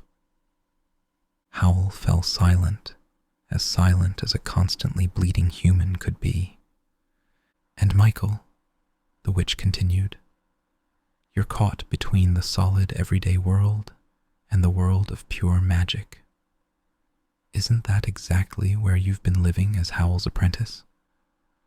Never quite sure if you belong in the magical realm or the ordinary one? Michael's stellar portions flickered more rapidly. Maybe. The spell won't release you until you integrate these aspects, Mrs. Pentstemon said, her tail swishing thoughtfully. I've been trying all morning to get rid of this tail, but I'm starting to realize it represents the part of me that wants to be less rigid, more flexible. Cats don't care about proper behavior or rules. So we're stuck like this until we have personal epiphanies? Ben asked, looking disturbed as more legal text materialized around his head. Or, the witch said slowly, we could try something else. The spell responded to collective truth last night. Perhaps it will respond to collective acceptance today. What does that mean? Sophie asked, while trying to stop Morgan from making friends with the suspicious pumpkins. It means we need another party, the witch said, and for the first time since they'd arrived, she smiled with something like her old mischief. but this time, a different kind. The rest of the morning was spent in peculiar preparations. The witch's garden was transformed into an outdoor gathering space, with tables that appeared from nowhere. Sophie suspected they were the same ones from last night, and decorations that consisted mainly of floating candles and autumn leaves that never quite touched the ground. But this wasn't a party in the traditional sense. Instead, the witch had everyone sit in a large circle, transformation residue and all. "The spell wants truth," she said, "but not forced truth, chosen truth. So we're going to play a different game. Everyone shares one thing about their transformation that they've realized they actually like or need." "This is ridiculous," someone muttered, one of the town council members who'd developed donkey ears. "Yes," the witch agreed cheerfully. "Most important things are, who wants to go first?" There was a long silence. Then Prince Justin raised his hand. "I like that I sometimes think like a child now. Everything seems more possible, less complicated. I've been so worried about being a proper prince that I forgot princes are allowed to have fun." "I like being small sometimes," Letty admitted. "When I'm mouse-sized, Ben has to take care of me. I'm usually the one taking care of everyone else. It's nice to be carried for once." One by one, people began to speak. The mayor admitted he enjoyed being a fountain because people gathered around him naturally, without him having to make formal proclamations. Michael said being partially made of stars reminded him that he was part of something vast and magical, not just Howl's assistant. When it came to Howl's turn, he bleated for a solid minute before Sophie translated. He says being a sheep means people have to take care of him, instead of expecting him to be perfect and powerful all the time, and the wool is actually quite warm. "What about you, Sophie?" the witch asked. Sophie considered. "Being a fox let me see things I usually miss because I'm too busy being practical. Magic has a smell, did you know? And worry has a color. It's purple, like bruises. I could sense things I normally ignore." Morgan, when asked, simply said, "Fire is awesome," and demonstrated by accidentally setting his own hair ablaze, though it didn't seem to hurt him. As each person spoke, Sophie noticed something changing. The transformations weren't disappearing exactly, but they were settling, becoming less intrusive. Michael's stellar portions aligned with his solid parts, instead of fighting them. Howl's bleeding, developed words mixed in. Mrs. Penstemmon's tale became less of an appendage and more of an elegant accessory. "It's working," Calcifer said. He'd come along, unable to resist watching the chaos. "The spell is integrating. You're accepting the transformations as part of yourselves instead of fighting them." "But will we be stuck with them forever?" Ben asked, the legal text around his head now organized into neat, readable paragraphs instead of chaotic swirls. "Not stuck," the witch said thoughtfully, "but they'll always be available, like magical reminders of parts of yourselves you might forget." To demonstrate, she closed her eyes and shifted, not to her young form, but to something in between, still middle-aged, but with hints of her former power flickering around the edges. "I can choose now. Young when I need confidence, old when I need wisdom, and myself when I need to be real. So I could be a sheep whenever I want?" Howl asked, and Sophie was relieved to hear actual words, though they were punctuated with occasional baas. "Why would you want to be a sheep?" Sophie asked. "Sheep don't have to worry about their hair. Do you have any idea how restful that is?" Everyone laughed, and in that moment, Sophie felt the spell complete its transformation, not breaking, but settling into place like a well-worn coat. Around the circle, people were discovering their new abilities. Michael could shift between solid and stellar at will. Letty could become mouse-sized when she chose. Prince Justin could access his childlike wonder without losing his adult judgment. "Well," the witch said, looking around at the group with satisfaction, "I suppose this makes us all a rather unusual community. A community of part-time transformations and voluntary truths," Mrs. Penstemon said, her tale expressing amusement. "There are worse things to be." As the impromptu gathering broke up and people began heading home, Sophie noticed the witch standing apart, watching everyone leave with an expression that was almost wistful.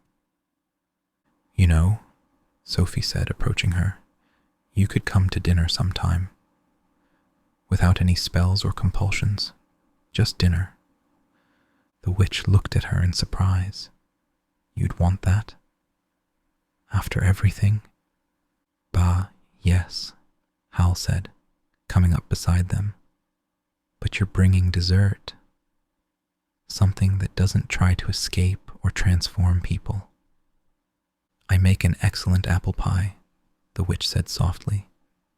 "My grandmother's recipe. No magic at all. Perfect. Tuesday? Yes, Tuesday." As they walked home, Morgan riding on Howl's shoulders and occasionally puffing small flames at passing birds who had learned to dodge, Michael practicing his stellar shifts, Sophie reflected that their lives had become even stranger than before, which she hadn't thought was possible.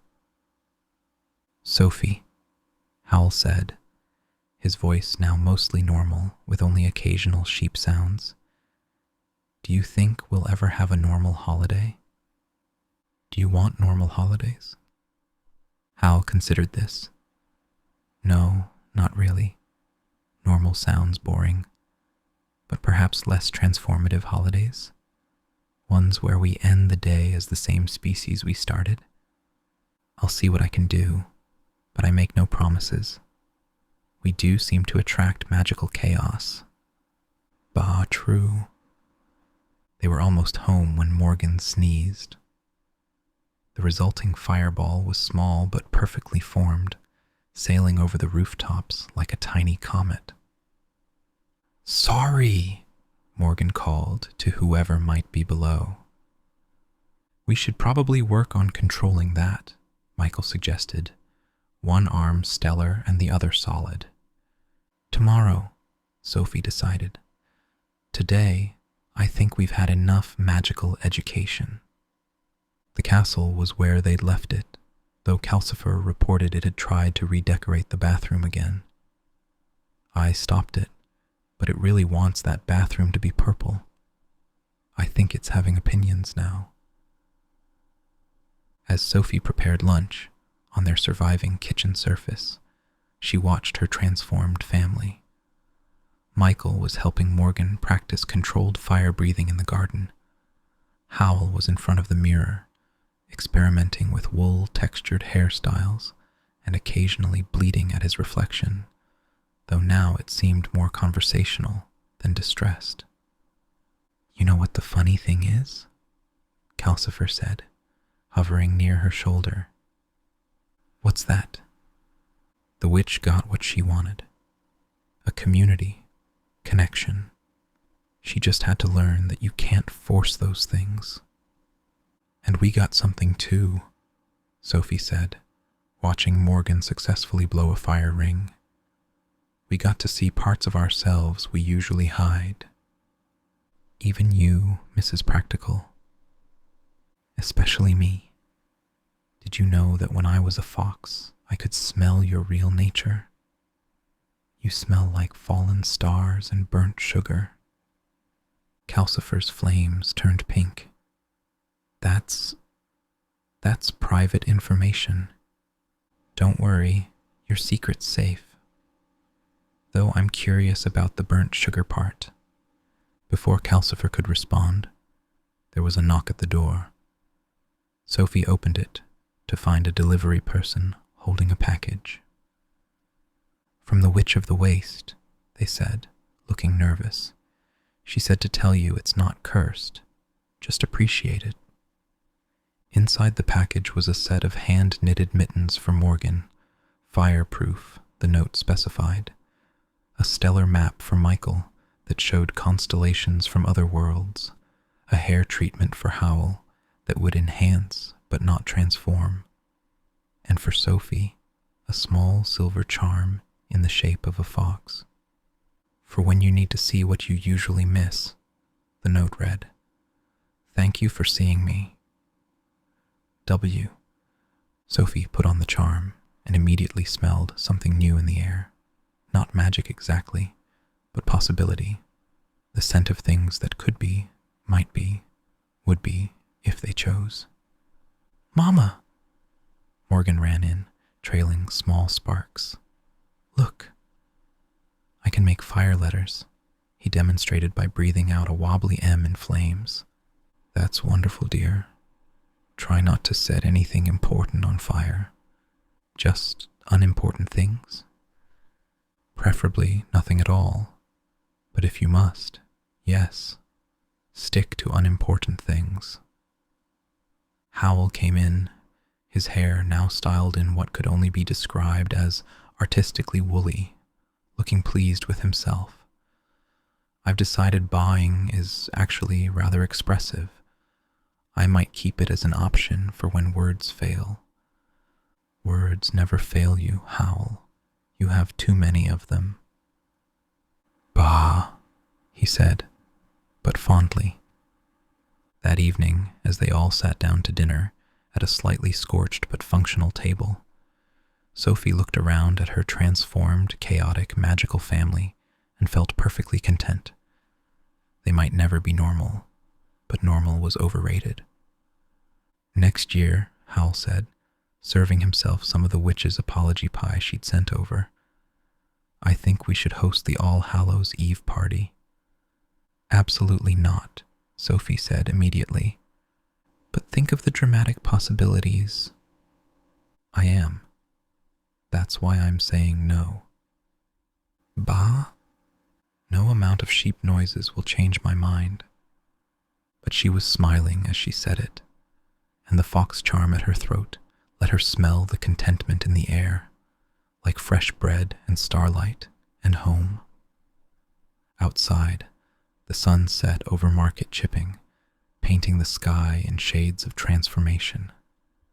And somewhere in her cottage, the Witch of the Waste was practicing her apple pie recipe, and for the first time in decades, looking forward to Tuesday. Chapter 5, in which Tuesday becomes complicated. Tuesday started with the bathroom being purple again.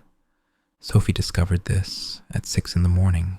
when she stumbled in half asleep and found herself confronted by walls that were not just purple, but aggressively purple, the kind of purple that suggested the castle was having opinions about interior decorating and wouldn't be talked out of them. "Calcifer," she called wearily, "the castle's doing it again." "I know." Calcifer's voice came from everywhere and nowhere, which meant he was probably arguing with the castle's magical consciousness again. "It insists purple is soothing. I tried explaining that this particular shade could strip paint off a barn, but it won't listen." Sophie gave up and used the purple bathroom, trying not to look directly at the walls. By the time she came out, Howl was awake and studying the situation with interest.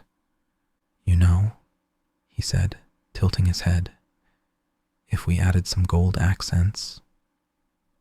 "We are not encouraging the castle's decorating phases," Sophie said firmly. "Remember what happened last time?" They both shuddered. Last time, the castle had decided the kitchen should be more cheerful and turned everything yellow. Not a pleasant buttercup yellow, but the kind of yellow that suggested the sun had gotten drunk and fallen into their soup pot. It had taken 3 weeks to negotiate it back to normal. "Mama, the bathroom's purple," Morgan announced, running out in his nightshirt. "Can my room be orange?"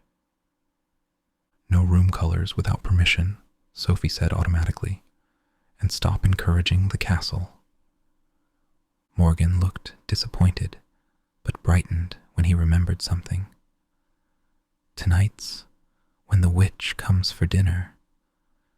"Yes, and we need to clean everything and make sure nothing is actively on fire when she arrives."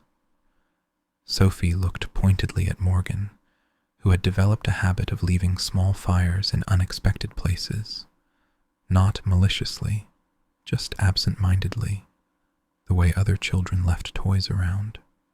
"I'll help," Michael offered, coming downstairs. He was flickering between solid and stellar every few seconds, which he claimed was his way of practicing control. Sophie suspected he just liked the way it looked. "Should I make the star soup? The one where the ingredients actually glow?" "Let's stick to food that doesn't glow, transform, or develop consciousness," Sophie suggested. "We're trying to have a normal dinner." Everyone looked at her.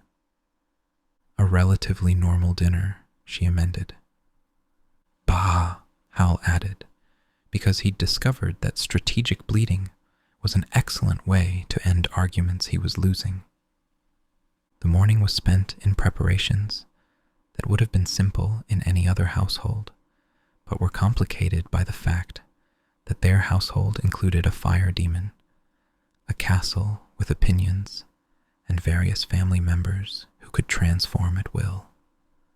Sophie was making her grandmother's roast, the recipe that had never failed her, even during the curse years, when she noticed something odd. The fox charm at her throat was warming, which happened when magic was around, but not their usual domestic magic. This was something different. She followed the sensation to the window and saw a figure approaching the castle. Not the witch. It was only noon, and she wasn't due until 6. This was someone else, someone wrapped in enough magical protections that they looked like a walking aurora borealis. "Howl," she called. "We have a visitor." Howl appeared instantly, which meant he'd been avoiding helping with the cleaning. Who would visit on a Tuesday? Everyone knows Tuesday is our catch-up on disasters day. The knock at the door was peculiar. It played 3 different melodies simultaneously, which should have been cacophonous but somehow harmonized. Sophie opened the door to find a young woman, perhaps 20, with silver hair that moved like water, and eyes that were definitely more colors than eyes should be. She wore traveling clothes that seemed to be from several different centuries at once. "Hello," the woman said. "I'm looking for the Witch of the Waste. I was told she might be here." "Not yet," Sophie said carefully. The fox charm was practically burning now. This woman was carrying more magic than anyone should be able to hold. "She's coming for dinner. Can I help you?" The woman bit her lip, a surprisingly normal gesture for someone who radiated otherworldly power. "I'm her apprentice. Or I was, or I will be. Time magic makes verb tenses complicated." "Time magic," Howl said flatly from behind Sophie. "You're telling us you're a time witch." "Temporarily. Well, permanently. But I'm only temporarily here. I'm from next Tuesday, and I need to warn you about tonight," Sophie and Howl exchanged glances. In their experience, warnings from the future were either very helpful or made things much worse, with very little middle ground. "You'd better come in," Sophie said, stepping aside. "Would you like some tea?" "I'd love some, but I can't." Temporal paradox. If I drink tea here that I've already drunk in my past, which is your future, I might create a causality loop. The woman entered, looking around with interest. "Oh, the castle did go purple. I'd wondered about that." "It's going to stay purple?" Sophie asked with dismay. "Oh no, not permanently. Just until Thursday, when Morgan discovers he can change colors with his fire and accidentally turns everything rainbow." "Really?" Morgan had appeared, eyes bright with interest. "I shouldn't have said that," the woman muttered. "Forget I mentioned it." "Too late," Morgan said cheerfully and ran off, presumably to experiment with colored fire. They settled in the living room, where Michael was half stellar and reading a spell book, the stellar half somehow able to turn pages, despite being made of condensed starlight. He looked up with interest. "Are you really from the future?" "One possible future," the woman corrected. "Time isn't a line, it's more like, have you ever seen a cat with yarn? It's like that, but the cat is also the yarn, and sometimes the yarn is actually 3 cats pretending to be yarn." "That makes no sense," Michael said. "Welcome to time magic." "What's your name?"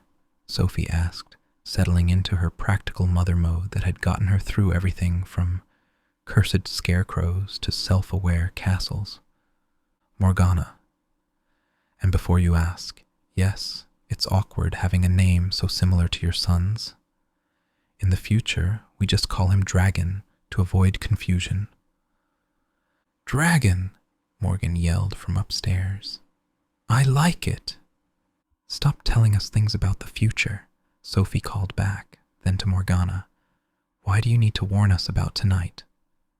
Morgana fidgeted, which was disconcerting because her fidgeting caused small temporal ripples that made the clock run backward for a few seconds.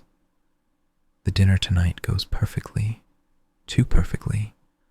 The witch realizes something during it, something about the nature of the transformation spell from All Hallows Eve." "What does she realize?" Howl asked, leaning forward. "That it wasn't just her spell. That something else influenced it, used it as a gateway. Something that's been sleeping in market chipping for a very long time and is starting to wake up." The room went quiet, except for the sound of Morgan attempting colored fire upstairs. Judging by his delighted shrieks, he was succeeding. "Something else," Sophie repeated. "Something dangerous?" "Not dangerous exactly. More complicated. It's been sleeping under the old castle ruins for about 300 years. The All Hallows Eve party, all that concentrated magic and truth-telling and transformation. It acted like an alarm clock." "And this thing wakes up tonight?" Howl asked. "No, it starts to wake up tonight. The actual waking takes about a week. That's why I'm here, to make sure you're prepared." Morgana pulled out what looked like a perfectly ordinary notebook, except it occasionally showed pages from next week, instead of the current ones. "The witch will realize what's happening when she sees your dining room." "What's wrong with our dining room?" Sophie asked, slightly offended. "Nothing yet, but around 6:30 tonight, it's going to start showing everyone's memories as moving pictures on the walls.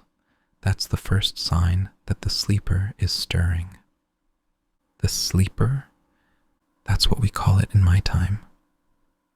We never found out its real name because names have power, and its name would apparently make everyone who heard it immediately, want to redecorate everything in purple and gold. "The castle," Sophie exclaimed. "The castle's purple obsession. Is the sleeper's influence bleeding through? Yes. It really likes purple. Also, transformations, truth-telling, and dinner parties. It's actually quite social for an ancient magical entity." Calcifer materialized in the fireplace. "Are you telling me there's been something sleeping under the ruins this whole time, and no one noticed?" "You noticed," Morgana said. "You just thought it was background magic from the old castle." "Everyone did. It's very good at seeming like part of the landscape." "So, what do we do?" Sophie asked, her practical mind already working through possibilities. "Cancel dinner?" "No, definitely don't cancel dinner. That's what someone tried in Timeline 7, and it went badly. The sleeper was offended and turned the entire town into a musical for 3 months." "A musical?" Michael asked, horrified. Everyone could only communicate through song. The baker's revolt in rhyming couplets was particularly memorable. Morgana shuddered. "No, you need to have dinner. Let the witch realize what's happening, and then, well, that's where it gets complicated." "It's already complicated," Howl pointed out. "More complicated then. The sleeper isn't malicious, just lonely. It's been sleeping alone for 3 centuries. The party woke it up because it felt all that connection and community and wanted to be part of it. But it doesn't understand human boundaries." "Like the castle and purple bathrooms," Sophie said, understanding dawning. "Exactly. Times 1,000. If it fully wakes without proper introduction to modern magical society, it might try to help everyone by transforming the entire town into what it thinks would make them happy, and its ideas of happiness are unique." "Bah," Howl said, which Sophie had learned meant he was thinking hard about something. "So, we need to teach an ancient magical entity about boundaries before it wakes up completely." "In essence, yes. And it starts tonight, with dinner." Morgana stood. "I should go before I accidentally change anything else. But Sophie, when the memories start appearing on the walls, don't panic. And whatever you do, don't let the witch leave before dessert. The sleeper really wants to try her apple pie. The ancient magical entity wants pie. It's been dreaming about food for 300 years. Wouldn't you want pie?" With that logic-defying statement, Morgana walked to the door. "Oh, and Howl. You might want to practice your baaing. The sleeper finds it soothing." She left before anyone could ask what that meant. The afternoon passed in a blur of preparation, tinged with nervous anticipation. Sophie cooked while trying not to think about memories appearing on walls. Michael practiced keeping solid while helping set the table. They lost 2 plates to his stellar form. Morgan successfully created purple fire, which pleased the castle so much that it turned the bathroom lavender in compromise. Howl, meanwhile, stood in front of the mirror, practicing sheep noises. "Ba, ba, ba." "Why are you giving your bleeding different intonations?" Sophie asked, passing by with a tray of roasted vegetables. Morgana said the sleeper finds it soothing. "I'm preparing a repertoire." "A repertoire of sheep noises. Would you rather I improvise when facing an ancient magical entity?" Sophie had to admit he had a point. At 5:30, the witch arrived early, carrying an apple pie that smelled like autumn mornings and looked too perfect to be non-magical. "I know I said no magic," she said apologetically, but the apples insisted on being their best selves. They actually threatened to go bad if I didn't let them achieve their full potential. Sentient apples? Sophie asked, taking the pie. Semi-sentient. They have ambitions, but not quite thoughts. The witch looked around nervously. This is strange, isn't it? Me being here for dinner like a normal person. Nothing about our dinners is normal, Sophie assured her. Last week the soup developed opinions about proper seasoning and argued with Calcifer for an hour. This seemed to reassure the witch, who settled into the living room while Sophie finished preparations. Howl was being surprisingly helpful, which meant he was nervous. He only helped with domestic tasks when he was worried about something. At 6 o'clock sharp, they sat down to dinner. The dining room looked perfectly ordinary. The good china that only came out for special occasions, candles that Calcifer had promised wouldn't develop consciousness, and food that was definitely not going to transform anyone.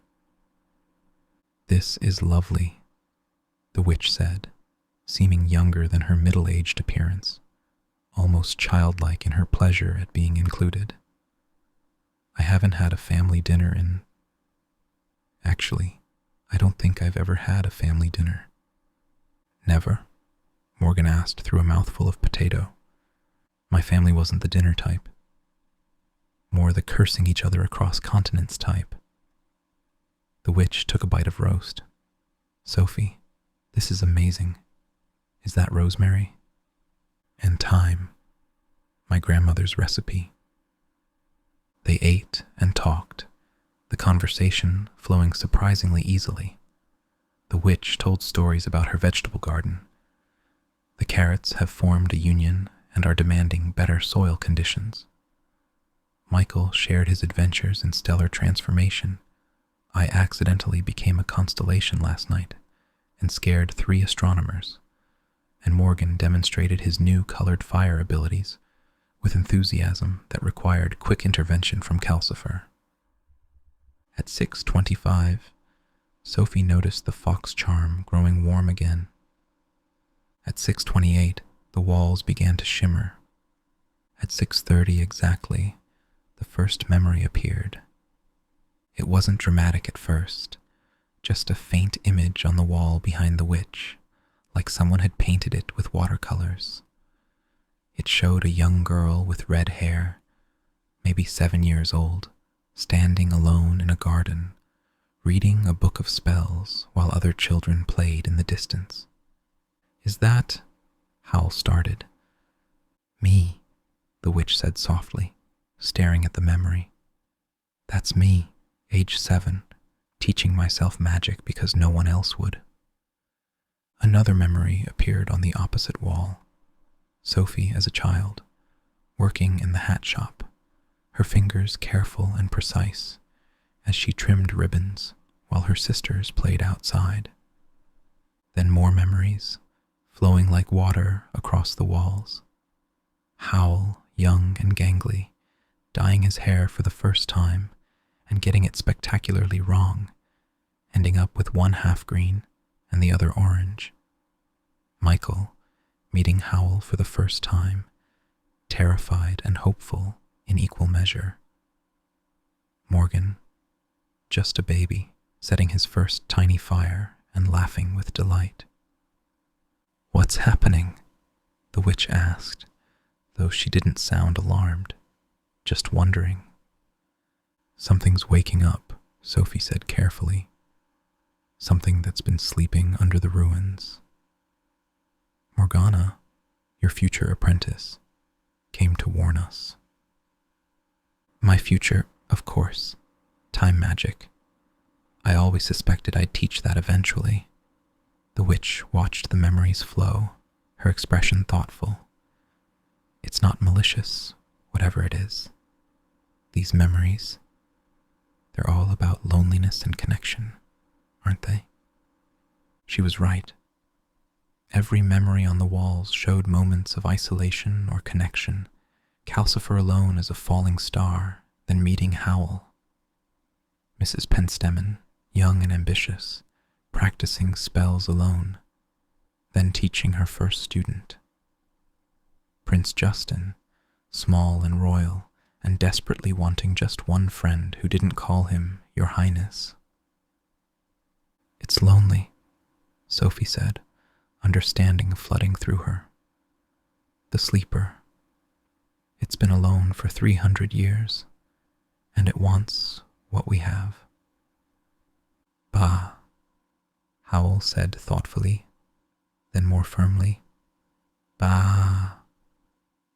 The walls shimmered, and a new image appeared, not a memory, but something else, a presence, vast and purple-tinged, curled beneath the ruins like a cat, dreaming of dinner parties and friendship and apple pie. "Hello," the witch said to the presence on the wall. "Would you like to join us?" The presence stirred, and suddenly the dining room was fuller, though no one new had entered. There was just a sense of something settling into the empty chair at the foot of the table, invisible but undeniably there. "Can you pass the salt?" a voice said, except it wasn't quite a voice, more like the idea of a voice, arriving directly in their minds without bothering with ears. Sophie, because she was Sophie, and had dealt with worse things than invisible ancient entities at her dinner table, passed the salt to the empty chair. "Thank you," the not voice said. "This is nice. I've been dreaming about dinner parties for so long. The last one I attended, the king turned into a fish halfway through the soup course. That was 1423. Or was it 1324? Time gets fuzzy when you're sleeping." "You've been sleeping since the 1400s?" Michael asked, his stellar parts flickering with interest. "Since 1423, or 1324. There was an incident with a wizard who didn't appreciate my decorating suggestions. He thought purple and gold was too much. Can you imagine?" "Yes," Sophie said dryly, looking at their purple bathroom door, which was visible from the dining room. "I like your castle," the sleeper continued. "It has good taste. We've been having wonderful conversations while you're all asleep." "You've been talking to our castle?" Howl asked. "Of course. It's been lovely. Did you know it wants a conservatory? For growing starlight orchids. They only bloom at midnight and smell like tomorrow." "Our castle wants a conservatory," Sophie repeated faintly. "With your permission, of course. I've learned about boundaries since 1423, or 1324. That was part of the problem, you see. I didn't understand that not everyone wants their house to be purple and gold with moving memories on the walls and furniture that expresses opinions. You turned people's houses into what our castle is becoming?" Sophie asked. "Only a few, dozen, maybe 3 dozen. The town council was very upset. That's why the wizard made me sleep, so I could think about what I'd done. I've been thinking for 300 years. I think I understand better now. Not everyone wants helpful improvements." "But some do?" the witch asked with interest. "Oh yes. Your cottage, for instance. It would love to have roses that sing lullabies, not loudly, just humming, and your vegetables would be so much happier if they could migrate around the garden when the soil gets tired." The witch looked delighted. "Migratory vegetables?" "The carrots would establish proper trade routes. Very organized carrots." Sophie put her head in her hands. "Are you telling me you want to wake up and..." "What?" "Be Market Chipping's magical interior decorator?" "Oh no, that's far too limiting. I want to be part of the community attend parties, learn about modern magic, try food. Do you have any idea how much I've missed food? You can't eat while you're sleeping, and dream food never satisfies. Would you like some pie? The witch offered. It's apple. The apples achieved their full potential. There was a pause. Then the not voice said with surprising emotion, I would love pie. Serving pie to an invisible entity was surprisingly easy. They just put a slice at the empty place setting and watched it disappear bite by bite. The sleeper made happy humming sounds that resonated in the walls. This, it said finally, is worth waking up for, but I promise to wake up slowly and carefully. Morgana explained about the timeline where I turned everyone into a musical. That wasn't my best work. Morgana talked to you? Sophie asked. Oh yes, she's lovely. In about 3 years, she'll help me learn to manifest properly instead of just being a presence. I'll be able to attend parties with an actual form. I'm thinking something elegant but approachable, with purple accents. Of course, Sophie said, resigned to a purple future. The rest of dinner was surprisingly pleasant. The sleeper told stories about Market Chipping's history. Did you know this used to be a swamp? The first mayor was a frog who got transformed into a human, but kept the administrative skills. Asked questions about modern magic, so you can't just turn people into fish anymore, even if they're being rude, and complimented everything enthusiastically. This Rosemary, and is that time, Sophie, you're an artist. As the evening wound down, the witch stood to leave, looking more relaxed than Sophie had ever seen her. This was wonderful, she said. Even with the ancient entity, and the memories on the walls, and the invisible pie eating. Next Tuesday, Sophie suggested. Same time. I'd love that. And Sleeper, you're welcome at my cottage anytime. We can discuss the singing roses. And the migratory vegetables. Especially those. After the witch left, the sleeper's presence lingered for a moment. Thank you, it said, for not panicking, for passing the salt, for the pie, for showing me that things have changed since 1423, or 1324, Morgan added helpfully. Exactly. I'm going to go back to sleep now, but lighter sleep, dreaming of dinner parties and purple conservatories and tomorrow's dinner. What are you having tomorrow? Probably leftover roast, Sophie said. Wonderful. I'll dream about that. And perhaps, would it be all right if I made the bathroom just a little more purple? The current shade is almost right, but not quite. Sophie looked at Howl, who shrugged. If it will make you happy, she said. The presence faded with what felt like a smile, and the memories on the walls dissolved into ordinary wallpaper. The dining room was just a dining room again, though perhaps a bit warmer than before. Well, Howl said, that was the most normal dinner party we've ever had. Everyone stared at him. What? No one got transformed, nothing caught fire that wasn't supposed to, and we made friends with an ancient magical entity. For us, that's practically boring.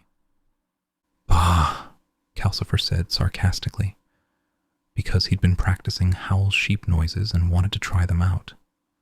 That night, as Sophie got ready for bed, she noticed the bathroom was indeed a slightly different shade of purple, warmer, friendlier, like evening sky just after sunset. I suppose we're keeping it purple, she said to Howl. It's growing on me, he admitted, and if it keeps the sleeper happy, we're befriending ancient magical entities with interior decorating now. Would you prefer the musical timeline? Sophie had to admit she wouldn't. As she fell asleep, she could have sworn she heard the castle humming. Not an ominous hum, but something content, like a cat purring. Or maybe it was the sleeper, dreaming about leftover roast and the possibility of starlight orchids. Tomorrow, she decided, they'd have to start planning for a conservatory. Chapter 6. In which market chipping experiences improvements. Wednesday morning began with the discovery that the castle had grown a conservatory overnight. Sophie found it when she went to make breakfast and opened what should have been the pantry door.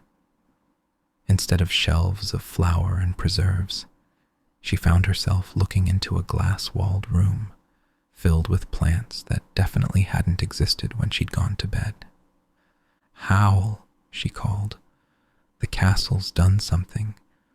Howl appeared, still in his nightshirt, with his hair in a state that suggested it had been having nightmares. "What's it done now? Please tell me it hasn't turned the kitchen purple." "It's grown a conservatory, where the pantry used to be." "Where's the pantry gone then?" They found the pantry behind what used to be the broom closet door, the broom closet behind the back door, and the back door had somehow become a window. It was going to be one of those days. "Good morning," the sleeper's not voice said cheerfully. "Do you like it? The castle and I designed it together. Look, the starlight orchids are already budding." Sophie looked at the alleged orchids, which appeared to be made of condensed moonlight, and were humming quietly to themselves. "You built this overnight?" "Well, built is a strong word. Encouraged into existence might be better. The castle was so excited about the idea that it rearranged itself to make room. Don't worry, all your rooms are still there. Mostly. The bathroom might be slightly in a different dimension, but just temporarily." "The bathroom is in another dimension," Sophie repeated flatly. "Only a little bit. You can still use it. You just might see alternate versions of yourself brushing their teeth. Try not to make eye contact. It's awkward for everyone." Before Sophie could respond to this, Morgan came running downstairs. "Mama, there's another me in the bathroom, and he has green fire." "That's just an alternate dimension version of you, dear. Ignore him." "Can he come play?" No interdimensional playdates before breakfast. Morgan looked disappointed but brightened when he saw the conservatory. "Pretty flowers. Can I burn them?" "No," Sophie, Howl, and the sleeper said in unison. "They're starlight orchids," the sleeper explained to Morgan. "If you burn them, they'll burn backward through time. We'd have to deal with yesterday's flowers being on fire, which would confuse everyone." "Cool," Morgan said, which was exactly the wrong response. Michael came down, flickering between solid and stellar as usual, and stopped short at the conservatory. "Was this here yesterday?" "No," Sophie said, giving up on normal breakfast and starting to make eggs in what she hoped was still the kitchen. The sleeper and the castle collaborated overnight. "Oh, good, it's starting," Michael said, which was not the response Sophie expected. "What's starting?" "The improvements. Calcifer warned me. He said once the sleeper started waking up properly, it would begin improving things. Apparently, this is how it shows affection. By rearranging our house, by making things better, according to its definition of better, which involves a lot of purple and things being in slightly different dimensions." As if to prove his point, there was a knock at the door, or rather, at the window that used to be the door. Sophie opened the actual door, which was now where the coat closet used to be. To to find Mrs. Fairfax, the baker, looking frazzled and carrying a tray of muffins that were gently floating about 3 inches above the tray. "Sophie, dear, I need to speak to that entity of yours. My bakery has developed ideas." "Ideas?" "The ovens now bake things in the future and deliver them to the past. I made these muffins tomorrow, but they appeared yesterday, and now my customers are confused about when they've eaten them." Sophie took one of the floating muffins. It tasted like tomorrow, with hints of yesterday's regret and a touch of next Thursday's optimism. "That's actually quite good," she admitted. "The taste is lovely, but the temporal indigestion is terrible. Mr. Hammond ate one and remembered things that haven't happened yet. He's very upset about next week's weather." The sleeper's presence materialized, feeling genuinely contrite. "I was trying to help. You mentioned yesterday that you never have enough time to bake everything, so I thought, why not bake across multiple time streams? Because humans experience time linearly," Sophie explained patiently, as if talking to a very large, very magical child. "Oh, right. I keep forgetting that limitation." The sleeper paused. "I could undo it, but the muffins that already exist in the past future would create a paradox." "We'll eat them," Howl said, taking 3 muffins. "Temporal paradoxes are delicious with butter." Mrs. Fairfax looked somewhat mollified. "Well, I suppose if they're already baked.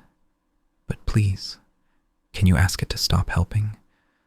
The mayor's fountain has started dispensing advice instead of water, and it's all very personal advice that he'd rather people didn't hear." Before Sophie could respond, Prince Justin burst through the door after trying the window first, looking harried.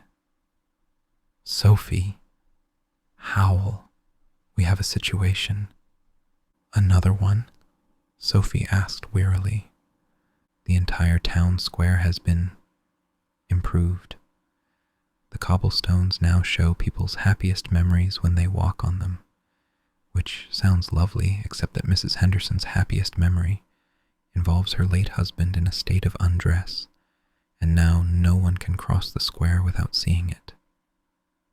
"Oh dear," the sleeper said. "I thought happy memories would make people smile." "They do," Justin said, "just not the way you intended." The morning continued in this vein. Ben Sullivan arrived to report that all the legal documents in his office had become helpfully self-editing, which would be fine, except they were editing themselves to be more honest.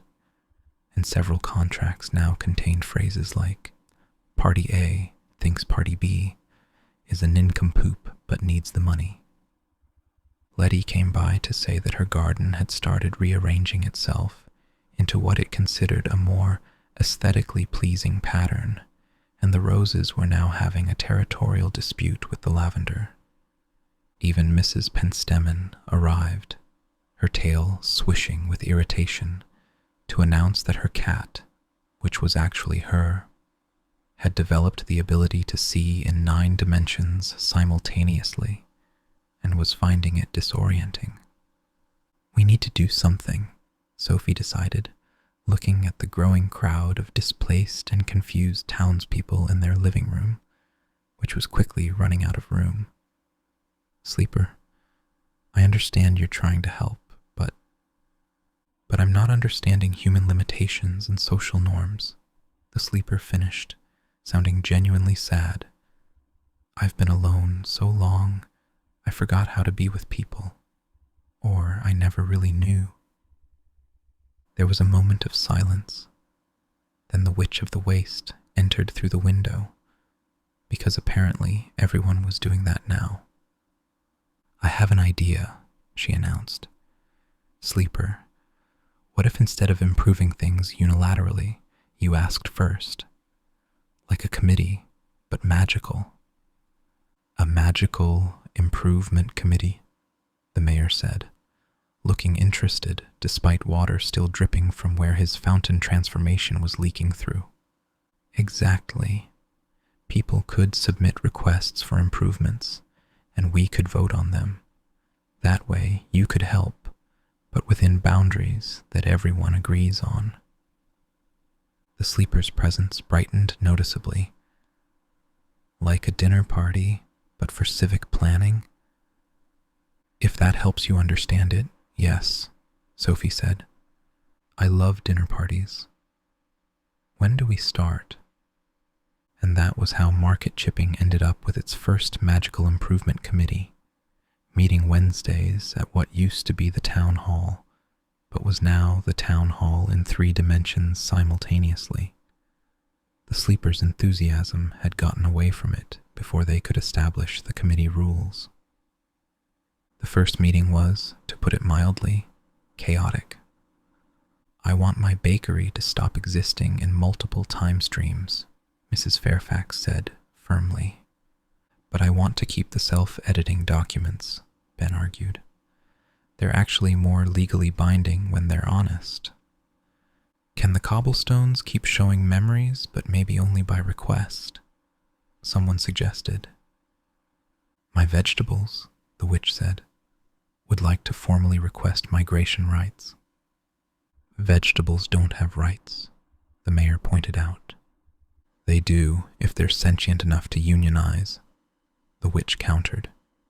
Sophie, who'd somehow been elected committee chair, she suspected Howl of magical ballot manipulation, tried to maintain order. Let's start with immediate problems. Sleeper, can you return Mrs. Fairfax's bakery to normal time? Define normal, the sleeper said, which was not encouraging. Linear. Past leads to present leads to future. No temporal loops. Oh, that's boring, but fine. There was a sensation like reality hiccuping, and Mrs. Fairfax relaxed. My ovens feel normal again. Thank you. Now, Sophie continued, about the town square. It took 3 hours to sort through all the improvements the sleeper had made in its enthusiasm. Some were kept, Ben's honest documents, with a provision for privacy when needed. Some were modified. The cobblestones would only show memories during festivals, and some were reversed entirely. Mrs. Henderson was very grateful. Can I at least keep the castle's conservatory? The sleeper asked hopefully. The starlight orchids are so happy there. Sophie looked at the committee. All in favor of letting Sophie's castle keep its interdimensional conservatory? Everyone raised their hands, mostly because they didn't want to deal with unhappy starlight orchids. Motion carried. Now, about establishing rules for future improvements. They developed what they called the Improvement Protocol. No improvements without consent. No temporal manipulation without a permit. No interdimensional additions to private property without approval. All sentient vegetables must register with the town clerk. Purple was acceptable, but in moderation. These rules are very limiting, the sleeper complained. They're very human, Sophie corrected. We need structure to function. Like dinner parties have courses, soup, then salad, then main, then dessert. Exactly like that. The sleeper seemed to consider this. I can work with structure. But can we have a subcommittee for experimental improvements? For people who want to try temporal bakeries or singing roses? An opt-in experimental program? Ben said thoughtfully. That could work. Legal framework might be complex, but... And so, market chipping became the first town in Ingery to have an experimental magical improvements subcommittee chaired jointly by the Witch of the Waste and Prince Justin, who'd discovered he quite liked thinking with childlike wonder about civic planning. By evening, some semblance of order had been restored. The town was still slightly more purple than before, and occasionally someone would walk through a patch of space that existed in 2 dimensions at once, but these were considered acceptable quirks. Sophie was making dinner in her temporally stable kitchen when Howl came in looking thoughtful. "You know," he said, "for an ancient entity learning to interact with humans, the sleeper's doing remarkably well."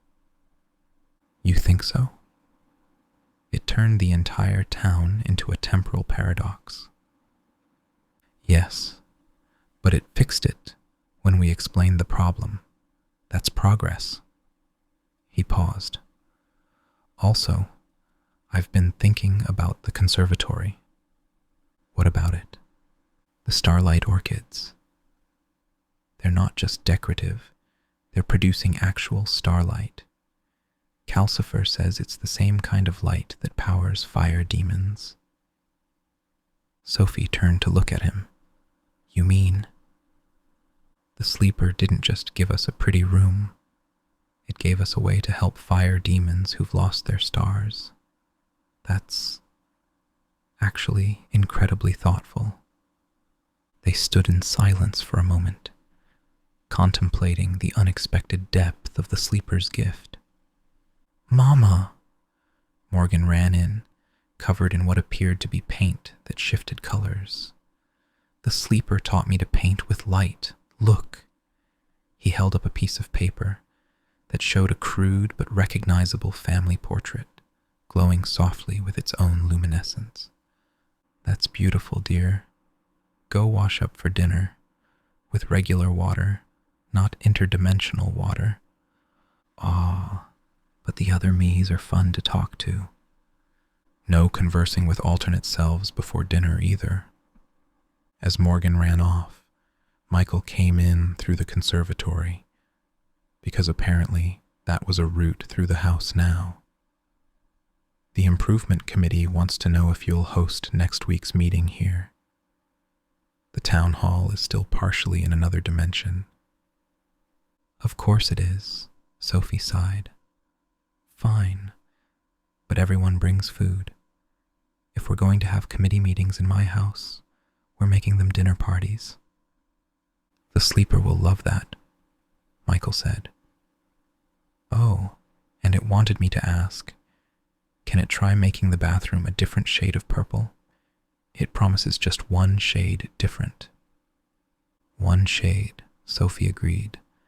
"But if it turns into a purple spiral through 17 dimensions, I'm putting my foot down." That night, as they all sat down to dinner, including an invisible place setting that had become permanent for the sleeper, Sophie reflected on how much had changed in just a few days.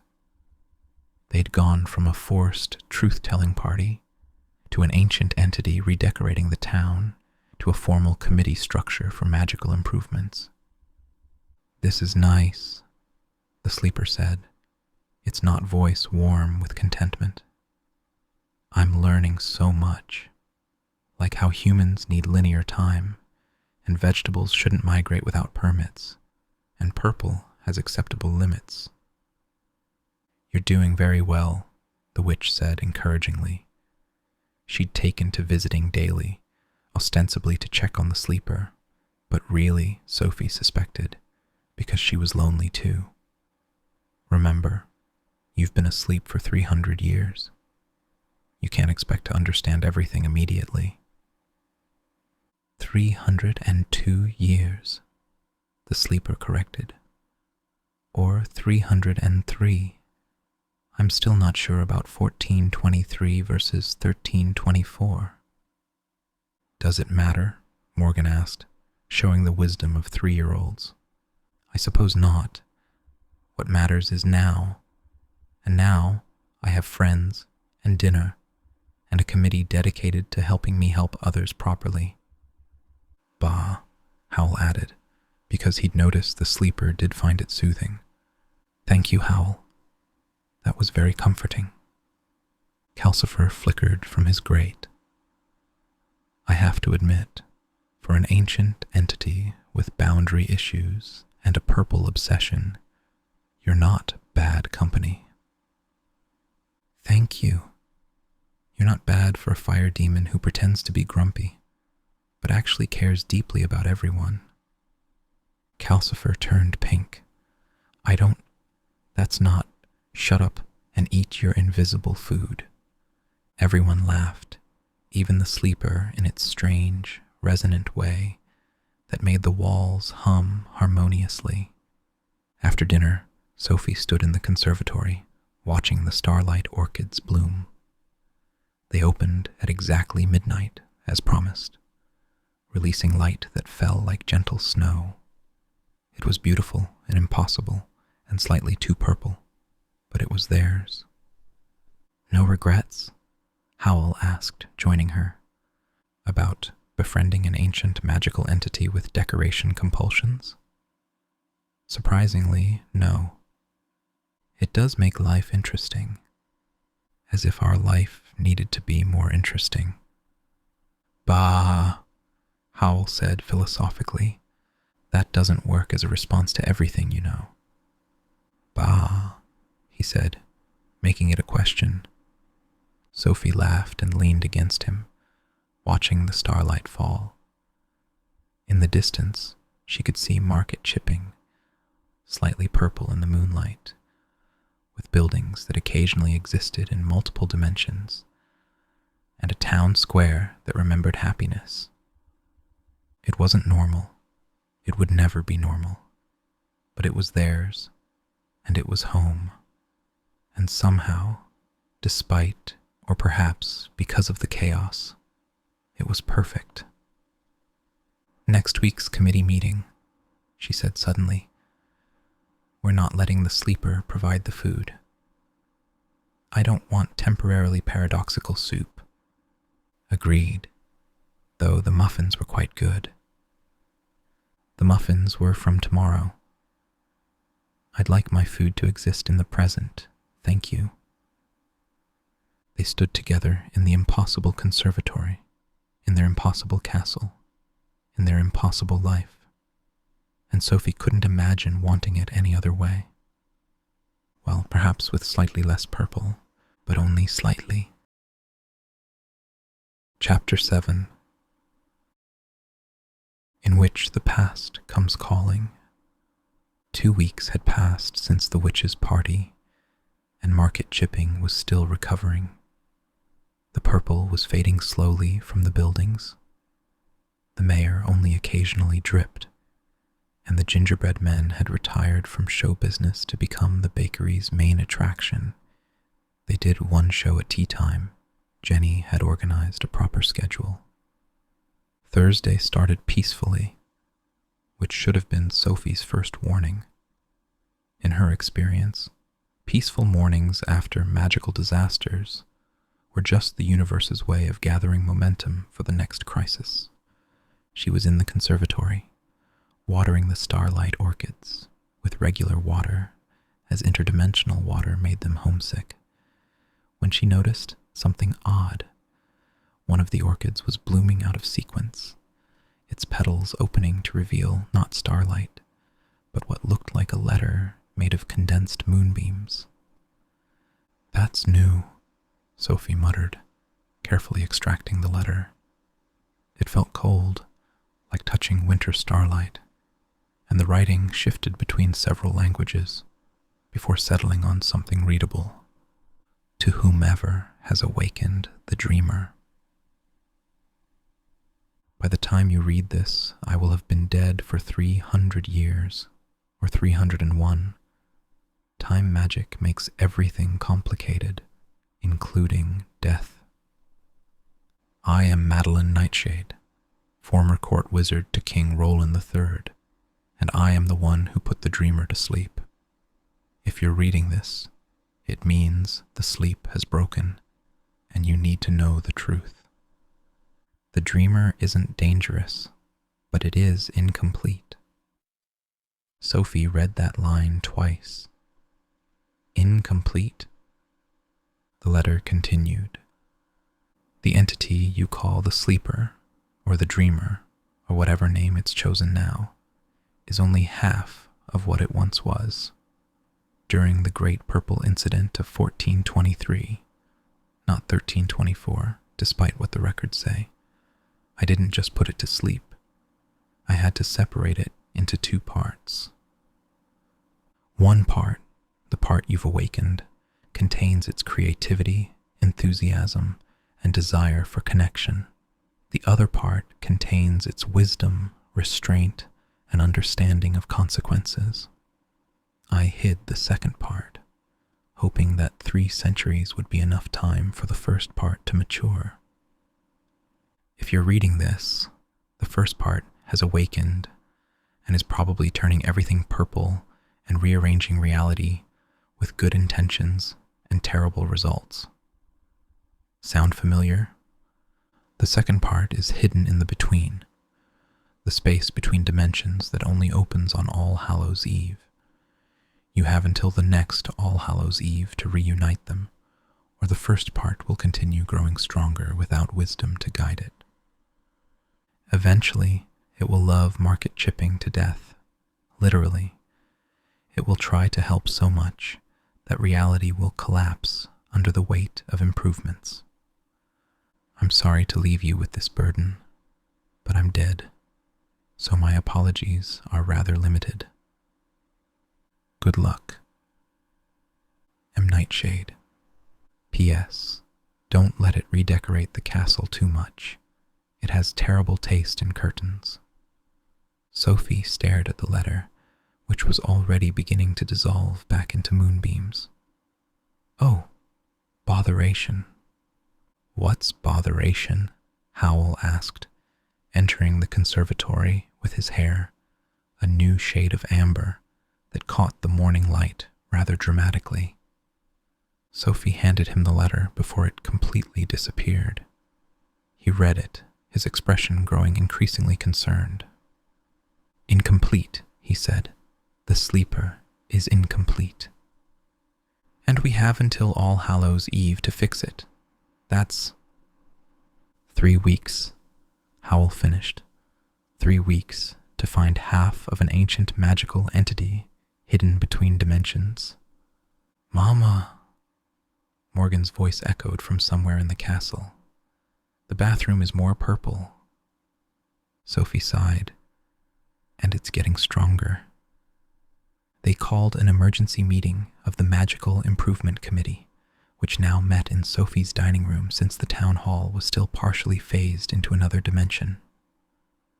The witch arrived first, followed by Ben and Letty, Prince Justin, Mrs. Penstemon, whose tail was now decorated with a small bow, Michael, and surprisingly, Morgana.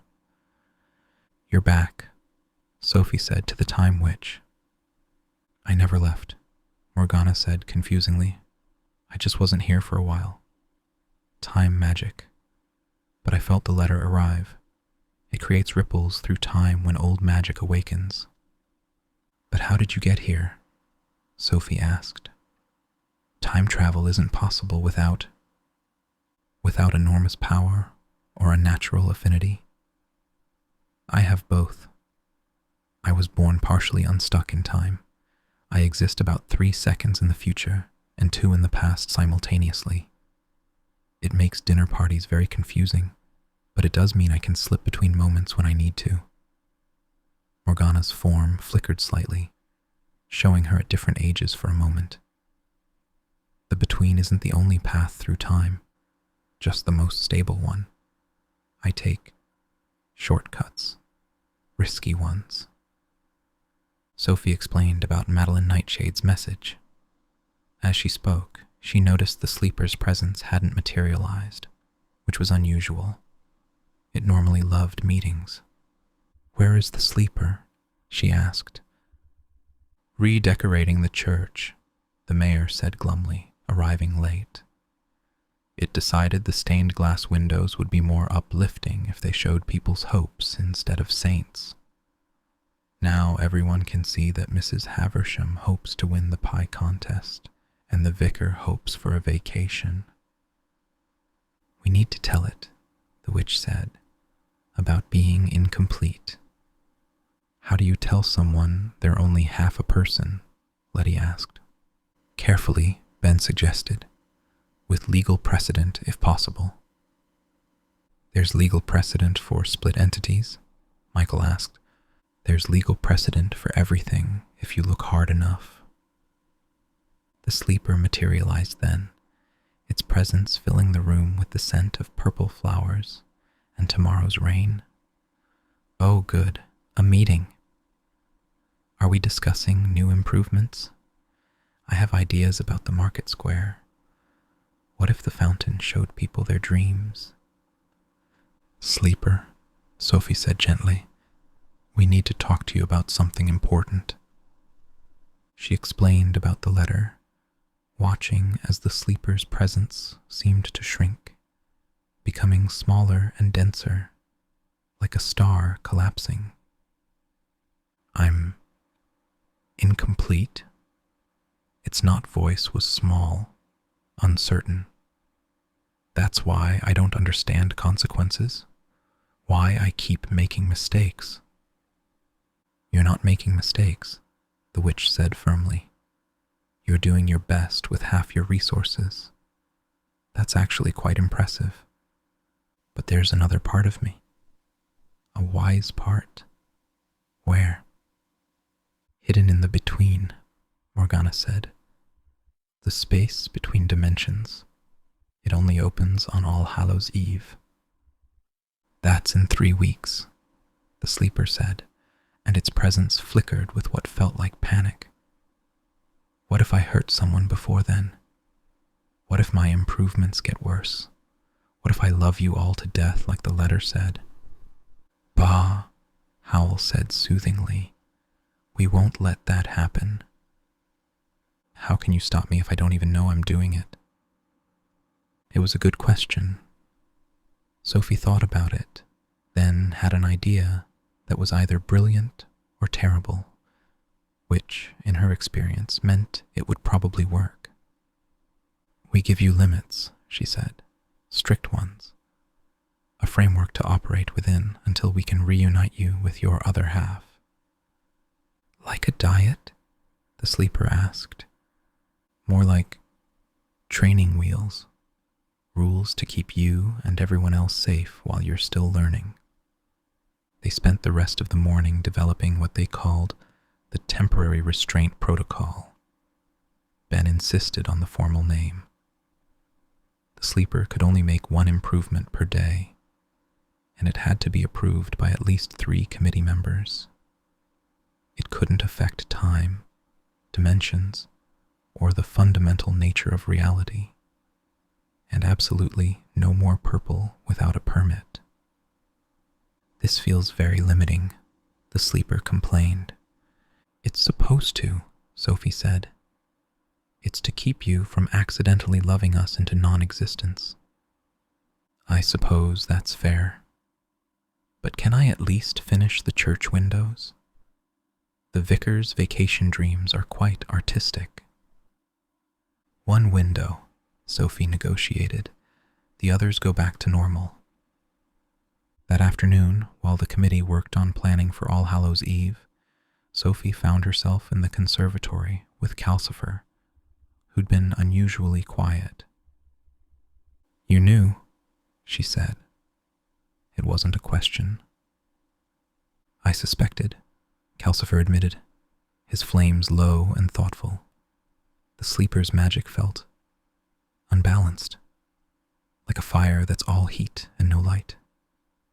Why didn't you say anything? Because sometimes things need to unfold naturally. If I'd told you the sleeper was incomplete, would you have befriended it? Or would you have treated it like a problem to be solved? Sophie considered this. Both, probably. Exactly.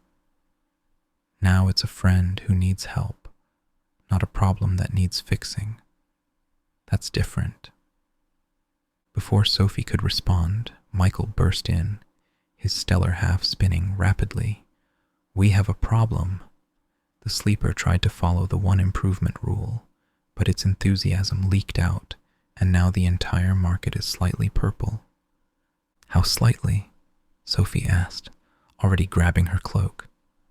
"Well, the vegetables are purple, the awnings are purple, the cats are purple."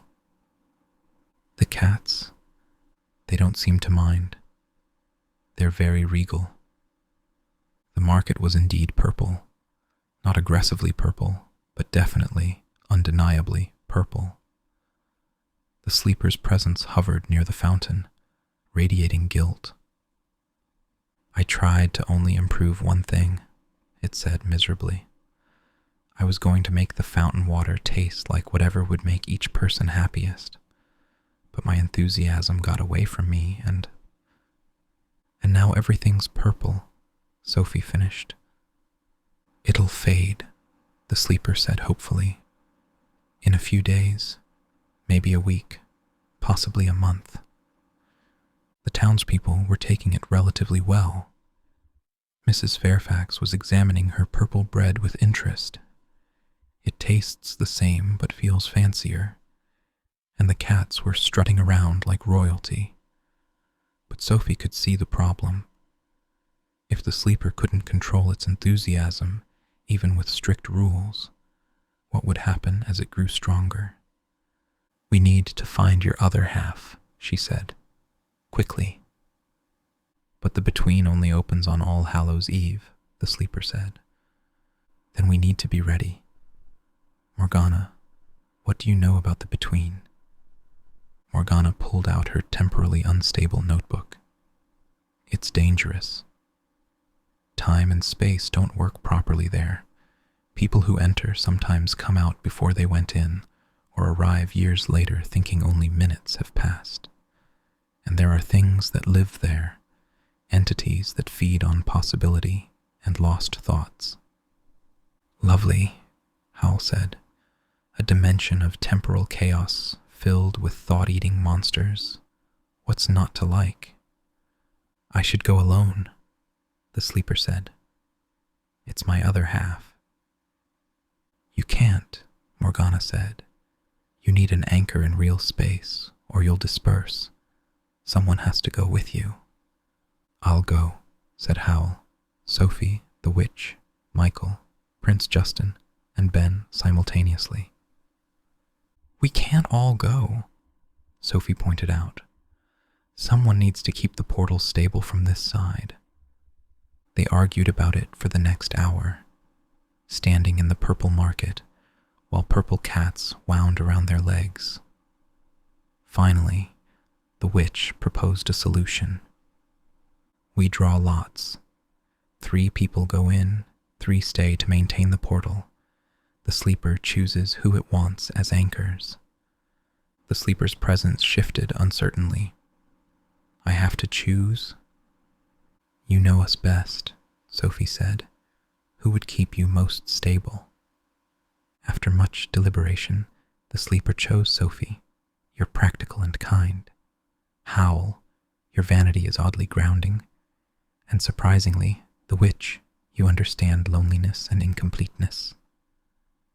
"What about protection?" Ben asked, pulling out his wand. "I've been working on some defensive wards since the party. They're specifically designed to work in unstable, magical environments." He demonstrated by creating a shimmering bubble around himself that flickered between dimensions. It should hold in the between, at least for a while. "Then you should come too," Sophie said. "We'll need those wards." "But that's 4 people," Michael pointed out. "I'll anchor from this side," Michael offered. "My stellar form can exist in multiple dimensions simultaneously. I can be your tether." "And I'll manage the portal," Morgana said. "Time magic and dimensional portals are cousins." distant cousins who don't get along at holiday dinners, but still related. With 3 weeks to prepare, market chipping threw itself into getting ready with the kind of determined enthusiasm usually reserved for harvest festivals and royal visits. The purple was incorporated into decorations. Might as well lean into it, the mayor said pragmatically.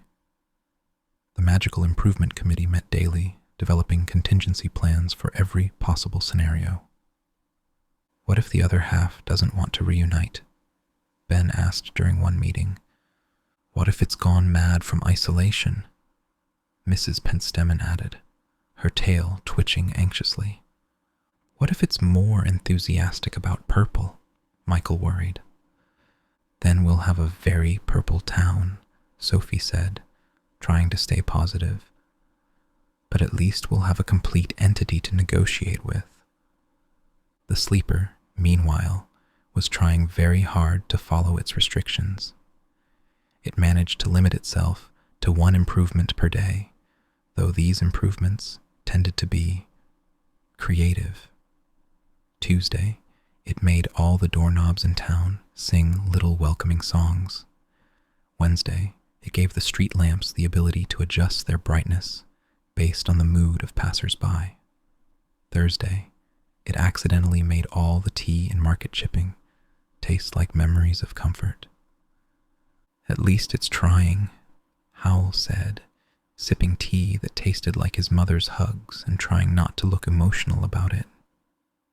2 days before All Hallows' Eve, Morgana returned with concerning news.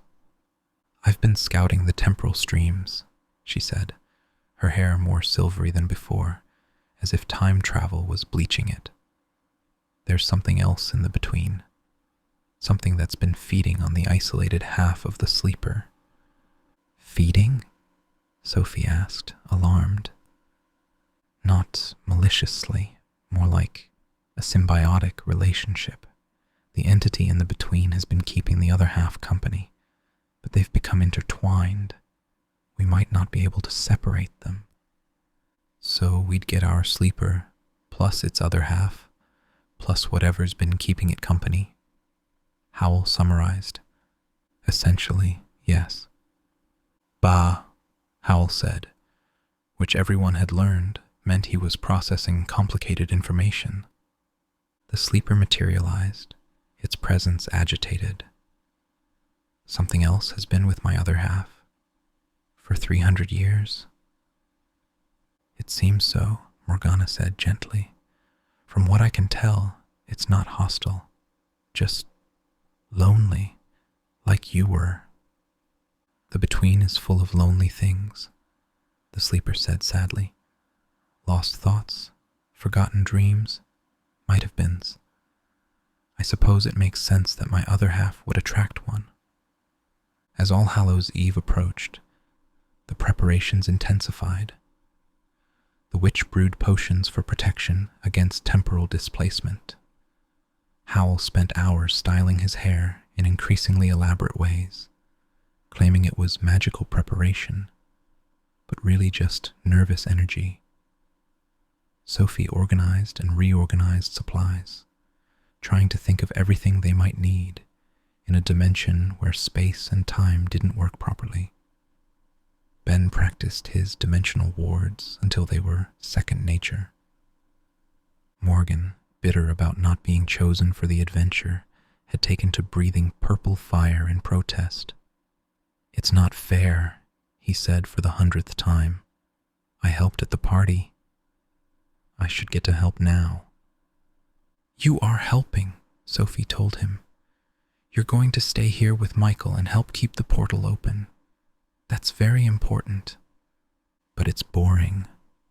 Boring is safe. Safe is boring. 3 days before All Hallows' Eve, something unexpected happened. Sophie woke to find a second letter from Madeline Nightshade, this one written in what appeared to be starlight on her bedroom mirror. Still dead, but I forgot to mention, the entity in the between isn't random.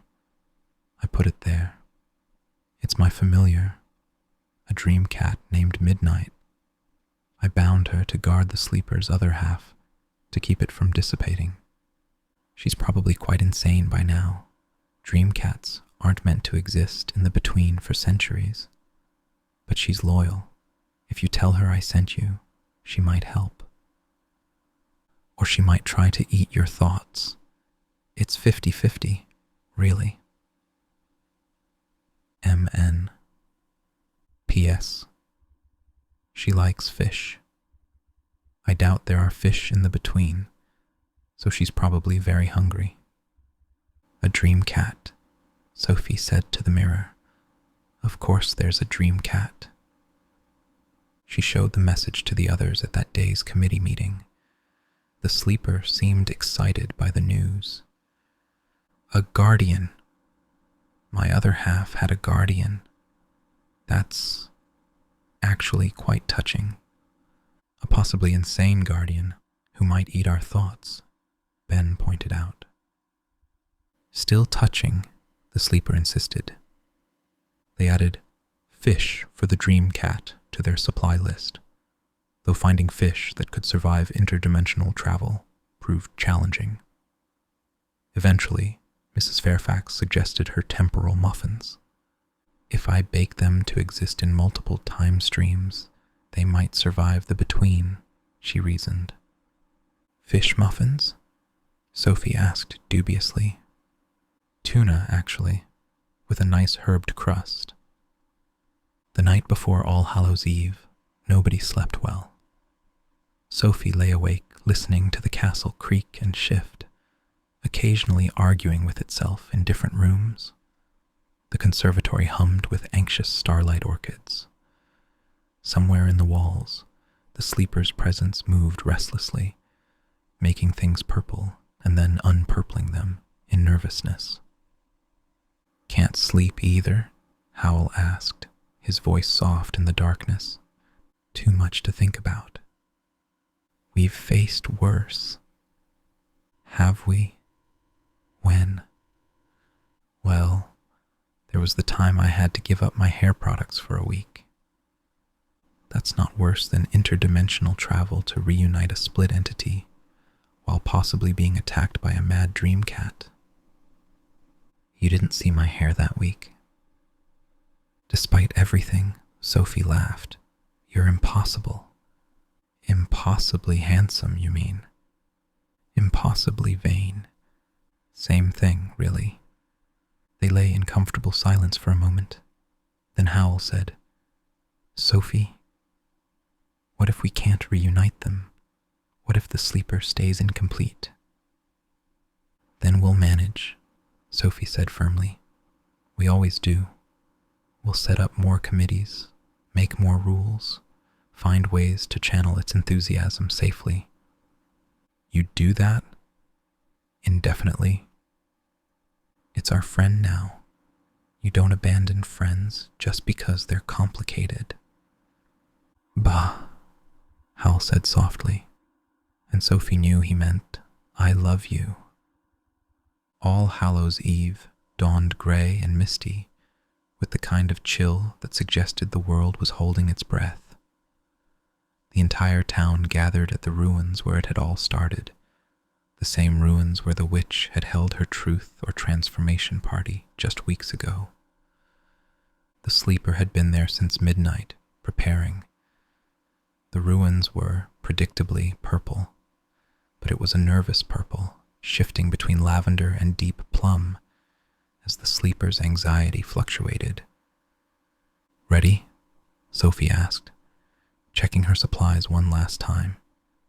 She had the fish muffins, several bottles of the witch's protective potions, a rope that supposedly existed in all dimensions simultaneously, Ben's contribution, and her fox charm, which had been warm all morning. Ready, Howl said, his hair now a practical black that wouldn't draw attention from thought-eating entities. Ready, the witch said, her fog dress replaced with practical traveling clothes that nonetheless managed to be dramatic. Ready, Ben said, his protective wards shimmering around him like soap bubbles made of starlight. "Ready?" Morgan said from where Michael was holding him back. "I'm ready too." "You're ready to help from here," Sophie said firmly, kissing his forehead. "Be good for Michael." At exactly midnight, the veil would thin. They had perhaps an hour to find the sleeper's other half before the between became too unstable for human travelers. "Whatever happens," the sleeper said, its not voice resonating through everyone present, "thank you for befriending me, for helping me, for eating dinner with me even when I was invisible. You've given me more in these few weeks than I had in the previous 3 centuries. Save the speeches for after," Calcifer said, but his flames were gentle. "You'll have plenty of time to be sentimental when you're complete." As the church bell began to toll midnight, the air in the center of the ruins started to shimmer. Reality became negotiable. The portal to the between began to open, showing swirling mists of possibility and lost time. "Remember," Morgana called, "don't look directly at your past or future if you see them. And whatever you do, don't talk to alternate versions of yourselves." "Now you tell us," Howl muttered. The portal stabilized into something like a doorway. If doorways were made of condensed, maybe, and decorated with never was. Sophie took a deep breath, took Howl's hand with her right and the witch's with her left, felt Ben's wards shimmer around them, and the sleeper's presence wrap around them all like a protective cloak, and stepped into the between. The last thing she heard from the real world was Morgan shouting, "Bring me back a thought eater."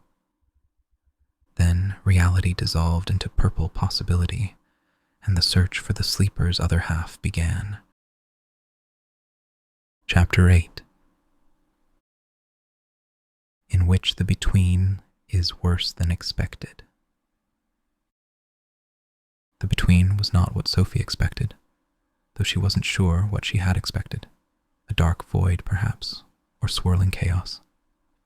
Instead, it was like standing inside a room where all the walls were made of other rooms, and those rooms had walls made of memories, and those memories had walls made of things that might have been if Tuesday had been Thursday, and up had decided to be sideways.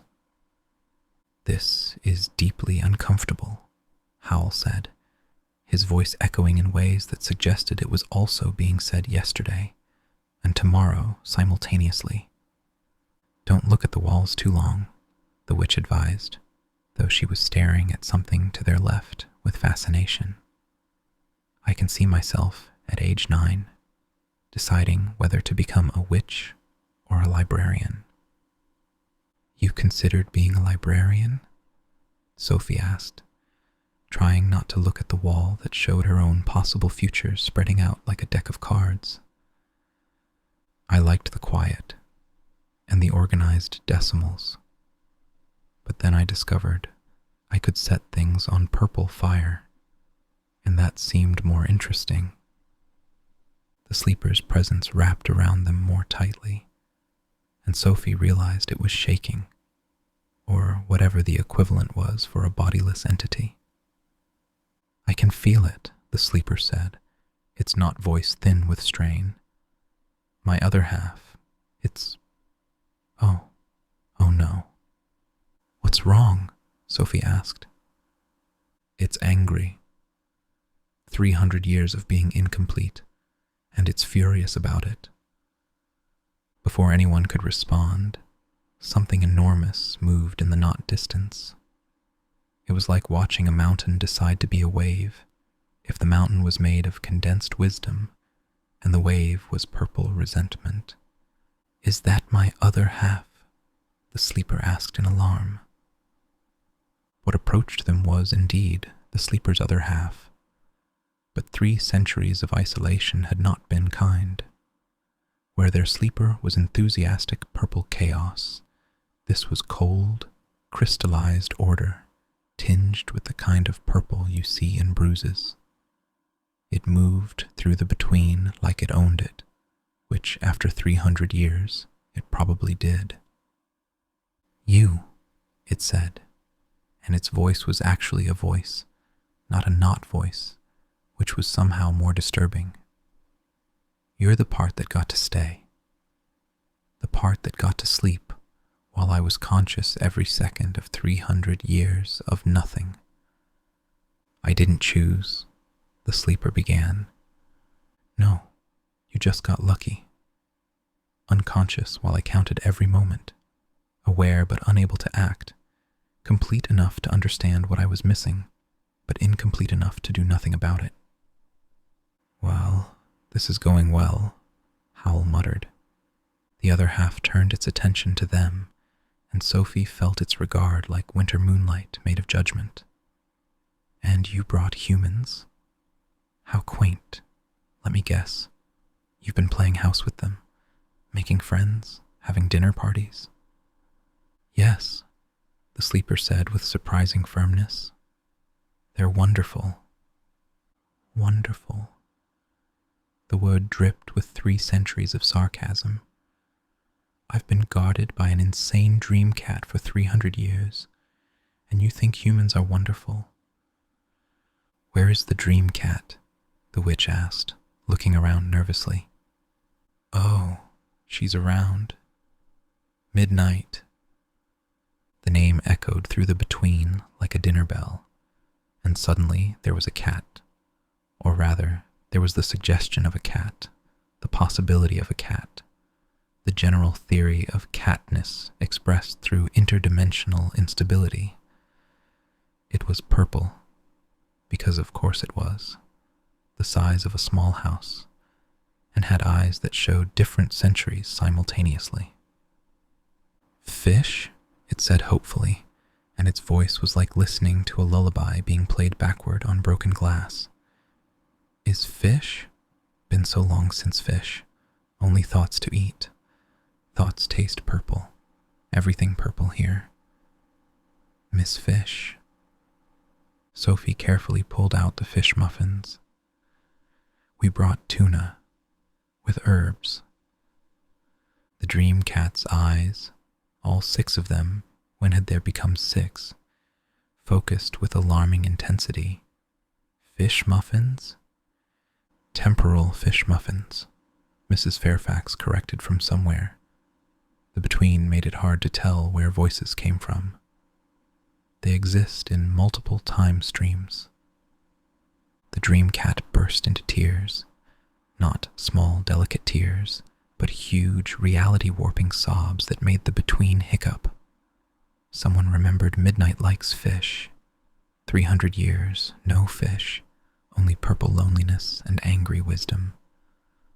Oh, you poor thing, the witch said, and Sophie was surprised to hear genuine sympathy in her voice. Here, have all the muffins. The dream cat fell on the muffins with desperate hunger, purring so loudly that somewhere in market chipping, regular cats probably wondered what that rumbling was. While Midnight was distracted, Sophie approached the sleeper's other half.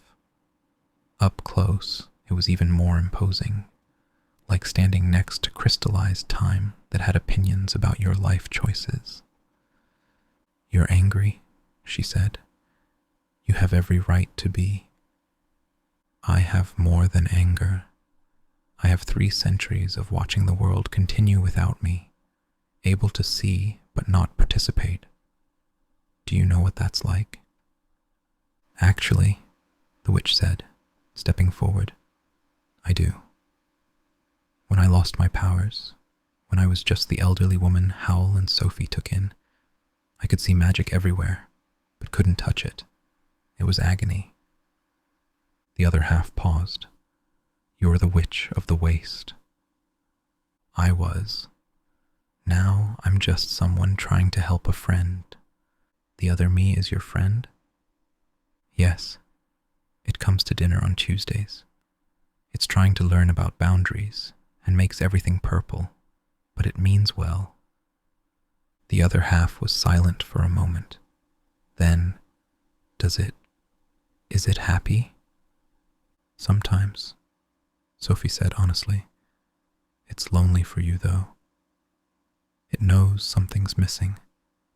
Good, the other half said, but there was less venom in it. It should miss me. I'm the part with all the sense. Bah, Howl said, which in this context meant, you're both being ridiculous. Did that human just bleat at me? It's soothing, the sleeper offered. He learned it just for me. You taught a human to bleat for you. No, that was a magical accident. But he kept the ability, because I find it comforting. The two halves regarded each other, one a presence of purple enthusiasm, the other crystallized purple wisdom, and Sophie could feel something shifting in the between. You really have been having dinner parties, the wise half said. Every Tuesday, Sophie makes roast. The small human child breathes fire. Fire-breathing children. His name is Morgan. He wants to meet you, but Sophie said he was too young for interdimensional travel. Sensible, the wise half admitted. I suppose some of them aren't terrible. Midnight, having finished the muffins, padded over. She was smaller now, only the size of a regular horse, and fewer eyes. Midnight guards well, she said proudly. Kept wise ones safe. Very boring. Much purple. But safe. You did wonderfully, Sophie told her, scratching behind what she hoped was an ear. Madeline would be proud. Madeline. All 6 eyes went wide. You know Madeline? She left us letters. She's very sorry about trapping you here. Madeline is sorry. Midnight's purr could have powered a small city. Midnight forgives. Midnight had important job. But maybe Midnight done now, can go home. The between isn't home? The witch asked. No. Between is purple loneliness place. Home is sunny windowsills and regular fish and time that goes in one direction. The dream cat looked hopeful. Is there home for Midnight? We have a conservatory, Sophie offered, with starlight orchids, and I could make fish every Friday. Every Friday? Midnight vibrated with joy, which made reality ripple. Midnight accepts. Midnight will be best conservatory cat. Only eat thoughts on special occasions. We should probably discuss the thought eating, Howl said nervously. Only bad thoughts, Midnight promised. Thoughts like, should reorganize sock drawer, or maybe different hair color. Midnight leave good thoughts alone. You'd eat my hair color thoughts? Howl looked betrayed. Hair thoughts taste purple. Everything purple here. Midnight sick of purple. Speaking of purple, Sophie said, turning back to the 2 halves of the sleeper. We should probably discuss reunification before the portal destabilizes. The 2 halves circled each other warily. The enthusiastic sleeper reached out tentatively, and the wise half drew back. What if we don't fit anymore? The wise half asked.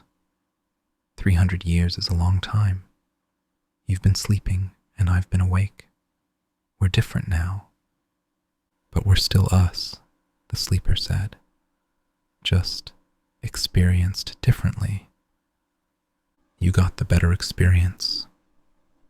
Did I? You got to grow, to learn, to become wise. I just stayed the same, enthusiastic and boundaryless. That's why I need you. They were quiet for a moment. the betweens swirling around them in patterns that suggested mathematics having an emotional breakdown. The humans, the wise half said finally, do they really accept you? Even with the purple everything and the dimensional displacement and the temporal bakeries. They formed a committee to help me, the sleeper said proudly, with official meetings and everything. A committee. The wise half sounded almost amused. How wonderfully human, solving ancient magical problems with bureaucracy. It works, Sophie said defensively. I didn't say it doesn't. Actually, it's rather brilliant. Structure to contain chaos. Very sensible. The wise half moved closer to its other part. You really have been loved. And you've been faithful, the sleeper replied, staying aware, staying yourself, despite the isolation. That takes strength I don't have. Strength you don't have yet, the wise half corrected. If we reunite, you'll have it. And you'll have spontaneity again, joy, the ability to be silly. I haven't been silly in 300 years. Then you're overdue. They reached for each other, and Sophie held her breath. The moment their essences touched, light exploded through the between. Not purple light, but every color purple had been preventing from existing. It was like watching a rainbow. Remember, it had been monochrome, and deciding to fix that immediately. Oh, said a new voice, neither the not voice of enthusiasm nor the cold voice of wisdom, but something in between. Oh, I remember now. I remember being whole. When the light faded, the sleeper stood before them, actually stood, with a form that shifted between solid and ethereal, purple and rainbow, ancient and timeless. It looked like what would happen if Starlight decided to become a person, but couldn't quite commit to human limitations. How do you feel? Sophie asked. Complete, the sleeper said, and its voice carried both joy and sorrow, wisdom and wonder, and very, very sorry about all the purple. I liked the purple, the witch said. That's because you have excellent taste. But perhaps a bit less purple going forward. Maybe just purple accents. Bah, Howl said agreeably. The sleeper laughed, and it was the sound of centuries ending and beginning at once. I kept that too. Both parts of me find the bleeding soothing. You're stuck with it now, Howl. There are worse fates, Howl admitted. A rumbling sound interrupted them. The between was beginning to destabilize, walls of possibility collapsing into walls of probability, and those into walls of we should leave immediately. The portal, the witch said urgently. We need to go. They ran, or did something like running, since direction was negotiable in the between. Midnight bounded alongside them, occasionally pouncing on stray thoughts that looked too purple. The sleeper flowed between forms, sometimes humanoid, sometimes pure energy, always slightly purple despite its best efforts. Behind them, the between began to fold in on itself, not dangerously, but with the air of a theater closing after the final act. It's resetting, the sleeper explained as they ran. Without my other half to anchor it, it's going back to being properly between, instead of a purple prison. They burst through the portal just as the church bells were chiming 1 o'clock, an hour exactly, though it had felt both longer and shorter in that place where time was more of a suggestion than a rule. The crowd cheered as they emerged, then went silent as they saw the sleeper in its new form, and Midnight, who was still horse-sized and extra-eyed. "Is that a dream cat?" Morgan asked excitedly, breaking free from Michael's grip. "Is it purple?" "Everything's purple in the between," Midnight said, then realized she was in real space and immediately became cat-sized, though she kept the extra eyes. "But Midnight is free now. We'll eat only bad thoughts and fish on Fridays." "You brought back a thought-eating cat," Ben said faintly. "Of course you did." "And a complete sleeper," Sophie pointed out. The sleeper stood before the assembled townspeople, its form stabilizing into something almost human, tall, elegant, with hair that shifted between purple and silver, and eyes that held 3 centuries of experience. "I owe you all an apology," it said. "Especially you, Mayor. The fountain incident was—" "Water under the bridge," the mayor said, then winced. "Poor choice of words, but I accept your apology. And Mrs. Fairfax, your bakery made some interesting muffins. We'll call it even." One by one, the sleeper apologized to everyone it had inadvertently affected, and one by one, the townspeople forgave it. Because that's what you did in market chipping. You accepted the strange, embraced the magical, and formed committees to deal with the consequences. "So," Prince Justin asked, "what happens now?" The sleeper considered. "Now I learn to be whole, to balance enthusiasm with wisdom, creativity with restraint, and I'd like to keep coming to Tuesday dinners if that's acceptable." "You'll need a name," Sophie said. "We can't keep calling you the sleeper when you're awake." "A name?" The entity considered. "I've had many names over the centuries. The dreamer, the purple one, he who decorates excessively." "How about just sage?" the witch suggested. "It means wise, and it's also a herb that goes well with Sophie's roast." The sleeper, now sage, smiled. "Sage. Yes, I like that. Practical and magical at once." As the crowd began to disperse, heading home through streets that were still faintly purple, but somehow less aggressively so, Sophie found herself standing with her family and their expanded circle of magical misfits. "We should probably tell the committee that Sage doesn't need restrictions anymore," she said. "But keep the committee," Sage said quickly. "I like the structure. And the weekly meetings, and the democratic process of deciding which improvements to implement." "Only you would find bureaucracy comforting," Howl said. "Says the man who has a 12-step process for hair care. That's different. That's art. It's vanity with extra steps." "Bah," Howl said, ending the argument. Midnight had found Morgan and was purring loudly while he petted her multiple eyes. "Midnight likes small fire human," she announced. "Small fire human thoughts taste like cinnamon."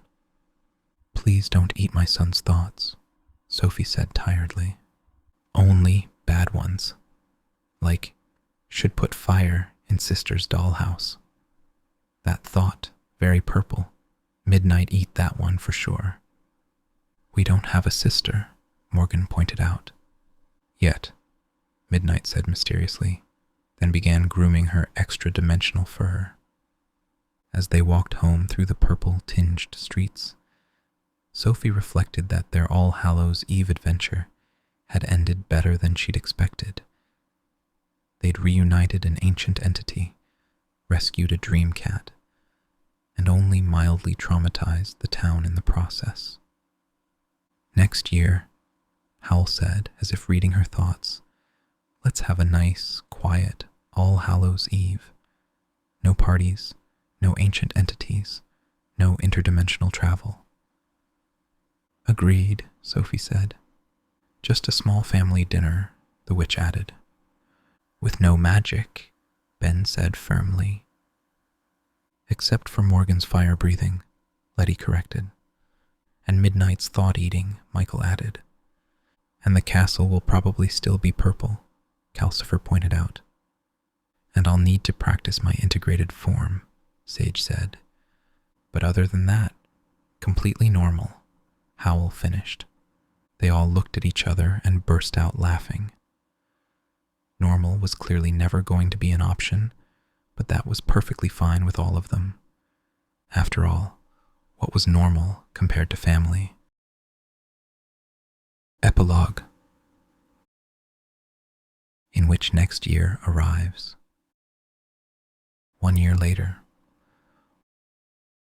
All Hallows' Eve again. Sophie stood in her kitchen, which was currently the right color and in the correct dimension, making the final preparations for dinner. Through the window, she could see market chipping preparing for its first official All Hallows' Eve festival of controlled magical expression, a name that Ben had insisted on after spending 3 months writing the legal framework. The town was purple again, but intentionally this time. Sage had been elected honorary director of festivities and had limited themselves to purple bunting, purple lanterns that showed happy memories only when asked, and a fountain that dispensed regular water with just a hint of temporal fizz. Mama, Midnight ate my homework again, Morgan complained, running into the kitchen with a half-dissolved worksheet. Only the wrong answers, Midnight said, padding in after him. The dream cat had settled into domestic life remarkably well, though she still had too many eyes on Tuesdays and a tendency to eat thoughts that annoyed her. Right answers taste like sunshine, wrong answers taste purple, Midnight helping. You can't eat his homework, Midnight. How will his teacher know what he needs to work on? Teachers' thoughts also purple sometimes, especially about small fire humans' handwriting. Midnight could eat those too. No eating the teacher's thoughts either. Morgan, now 4 and better at controlling his fire, mostly, perked up. Can she eat my thoughts about vegetables? Vegetables are good for you, Sophie said automatically. Vegetable thoughts, very purple, Midnight agreed. But Sophie says no eating food thoughts, only bad behavior thoughts and excessive vanity thoughts. Speaking of excessive vanity, Sophie said as Howl entered, his hair currently an elaborate construction of silver and gold that somehow incorporated tiny, moving stars. It's festive, Howl defended, and Sage specifically requested I embrace my aesthetic potential for the festival. Sage is encouraging your worst habits. Sage understands that my worst habits are actually my best features. Bah, said Calcifer from his fireplace, which had become the household's way of expressing sarcasm. The witch arrived early, as was now traditional, carrying a pie that definitely contained magic, despite the no magical food rule they'd theoretically established. The apples insisted on transcending their physical limitations, she explained. Who am I to deny them enlightenment? Behind her came Sage, whose form had stabilized over the year into something almost but not quite human, tall and elegant, with silver-purple hair and eyes that contained centuries. They moved with the grace of someone who had finally learned how to exist in just one dimension at a time. Sophie, I've brought a guest, if that's acceptable. Who? Sophie asked, then stopped as another figure entered. It was Morgana, the Time Witch, but she looked different, older or younger, or perhaps just more present in the current timeline. "I'm officially Sage's apprentice now," she announced. "Or I will be. Or I always was. We're working on making my timeline less confusing." "She's learning to be temporally stable," Sage explained, "and I'm learning about time magic from her. It's a fair exchange. Plus, I already know how this dinner goes," Morgana said cheerfully. "It's lovely. Michael announces his engagement to that baker's daughter he's been courting. Prince Justin brings a +1 who turns out to be a reformed dragon, and Morgan only sets 3 things on fire." "Michael's getting married?" Morgan shouted. "Spoilers!" Michael yelped from the doorway, his stellar half flickering rapidly with embarrassment.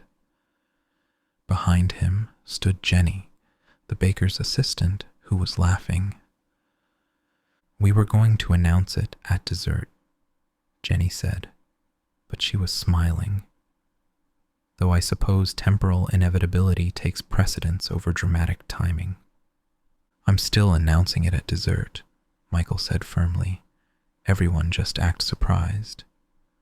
"We'll do our best," Sophie said, hugging them both. "Jenny, welcome to our extremely unusual family." "Oh, I've been preparing. I've attended 6 Magical Improvement Committee meetings and helped Sage redesign the bakery's temporal oven to only exist in present time. I think I'm ready." The doorbell played its funeral dirge. Howl had never fixed it, claiming it was atmospherically appropriate, and Prince Justin entered with, indeed, a reformed dragon. She was human-shaped, but with scales that caught the light and eyes that held ancient fire. "This is Ember," Justin said, only slightly nervous. "We met at a diplomatic function. She's the one who ate Lord Henderson's wig last month." "It was a terrible wig," Ember said in a voice like controlled wildfire. "It needed eating." "I like her," Morgan announced. "Can she teach me better fire?" "Your fire is already quite good for a 4-year-old, Ember said, examining him with professional interest. "But I could show you some temperature control techniques." "No teaching the child advanced pyromancy before dinner," Sophie said firmly, because someone had to be the voice of reason. As they all gathered around the expanded dining table, the castle had helpfully grown the dining room to accommodate their ever-increasing family. Sophie noticed that the walls were showing memories again, but not randomly. These were carefully chosen moments from the past year. There was Michael, finally mastering the balance between stellar and solid. Howl, teaching Morgan to style his hair with fire. A disaster, but a bonding experience. The witch's vegetables successfully migrating for the first time, led by extremely organized carrots. Sage's first successful attempt at existing in only one dimension. Midnight catching her first non-thought mouse and being so surprised she dropped it. "Did you do this?" Sophie asked Sage. "The castle and I collaborated," Sage admitted. "We thought it would be nice to remember how far we've all come." "From forced transformation parties to voluntary family dinners," the witch mused. "It has been quite a year." "The town's adapted well," Ben said, arriving with Letty, who was carrying a casserole that definitely didn't exist in multiple time streams. "We've only had 3 temporal incidents this month, and the purple is down to acceptable levels." "Define acceptable," Letty said. "Mrs. Henderson's chickens are still purple." "They lay purple eggs now," Ben pointed out. "She's marketing them as artisanal." "Capitalism adapts to everything," Calcifer observed. As dinner progressed, Sophie found herself watching their unlikely gathering with deep contentment. A year ago, They'd been terrified party guests, forced to reveal truths and transform against their will. Now they were a family, chaotic, magical, slightly purple-tinged, but genuinely connected. "A toast," Howl said suddenly, raising his glass. "To the witch, for bringing us all together, even if it was through magical coercion." "To Sage," the witch countered, "for teaching us that enthusiasm without wisdom is dangerous, but wisdom without enthusiasm is boring." "To Sophie," Sage added, "for being the practical anchor that keeps us all from floating into other dimensions." "To Morgan," Michael said, "for reminding us that setting things on fire is sometimes the answer." "To Midnight," Morgan shouted, "for eating the bad thoughts, but leaving the good ones." "To Fish on Fridays," Midnight added, raising a paw. They drank, Midnight had milk, and Sophie felt the moment crystallize into something perfect, not because everything was normal or easy, but because it was theirs. "So," Prince Justin said as they moved on to dessert, the enlightened apple pie, which showed each person their best possible future while tasting, like cinnamon and hope.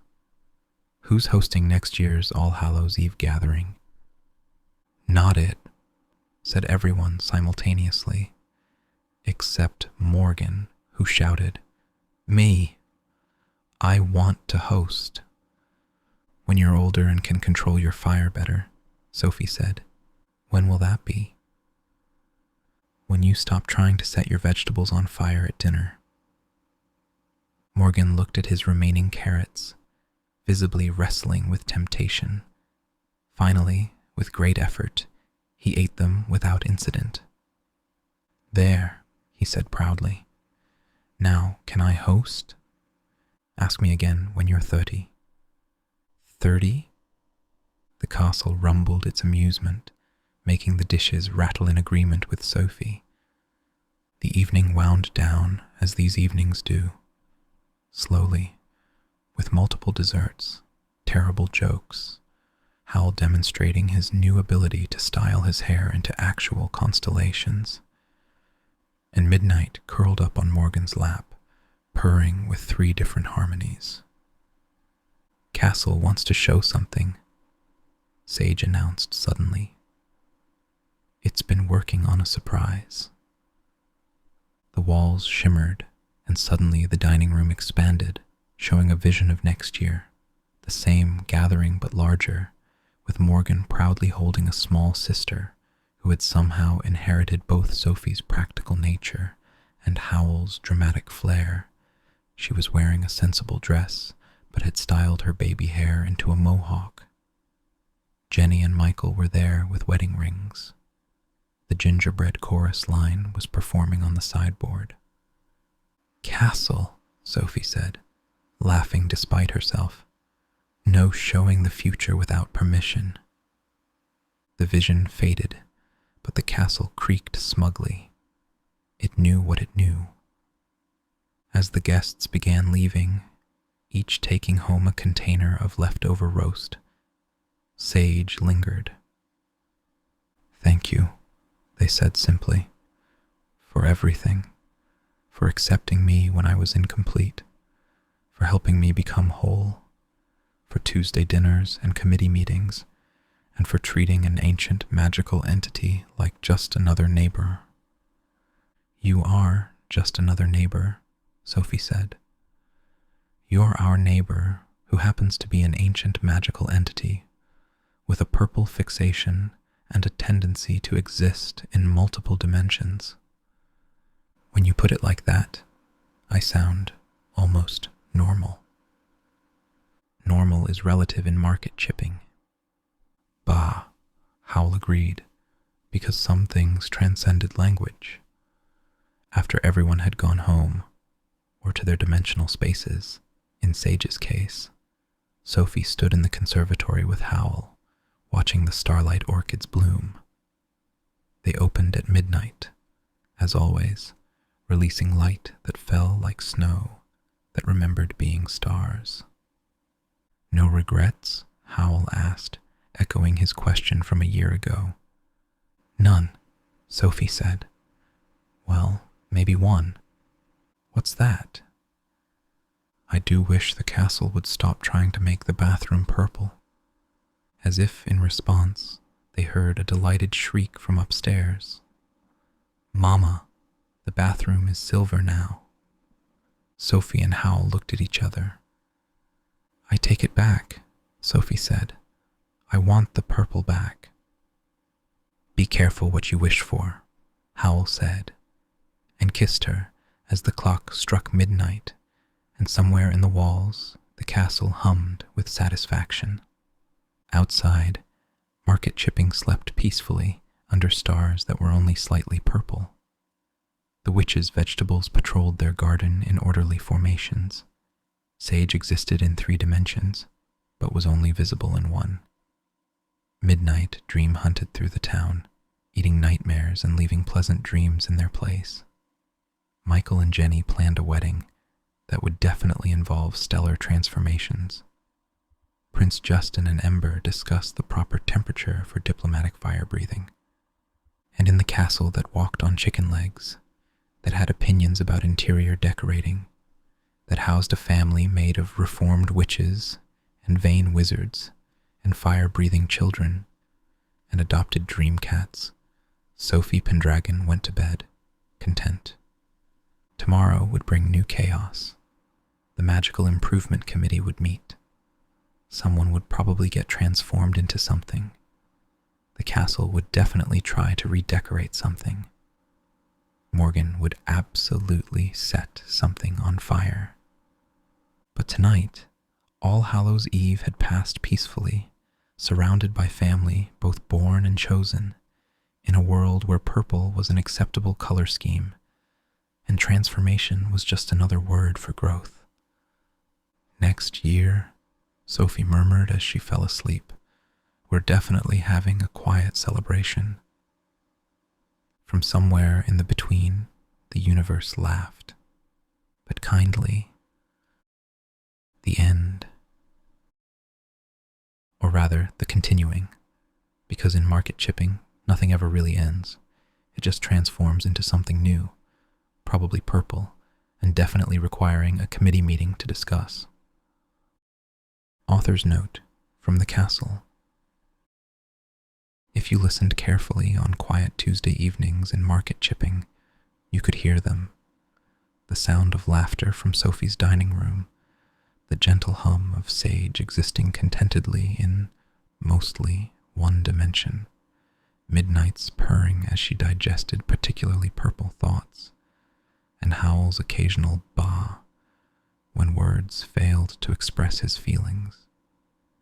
The castle itself would tell you, if castles could talk, and this one could, but it mainly complained about not being purple enough, that this was just the beginning. There would be more All Hallows' Eves, more magical disasters, more committee meetings, and definitely more purple than any reasonable person would think necessary. But there would also be more Tuesday dinners, more unlikely friendships, more moments of perfect imperfection, and more proof that family isn't about being normal. It's about accepting each other's abnormalities and forming committees to manage the chaos. After all, in a world where wizards can be sheep, ancient entities need bureaucratic structure, and love can survive anything, including temporal bakeries and purple everything. What's a little magical mayhem between friends? The starlight orchids agree, but their opinion might be biased. They're purple after all.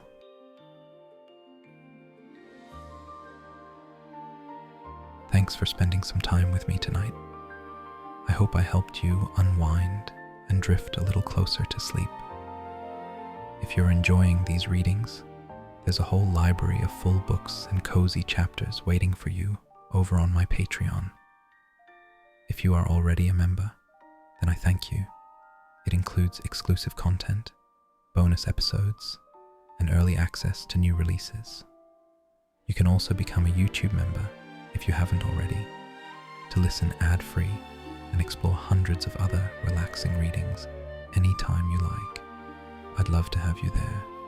Sweet dreams, and I'll see you in the next one.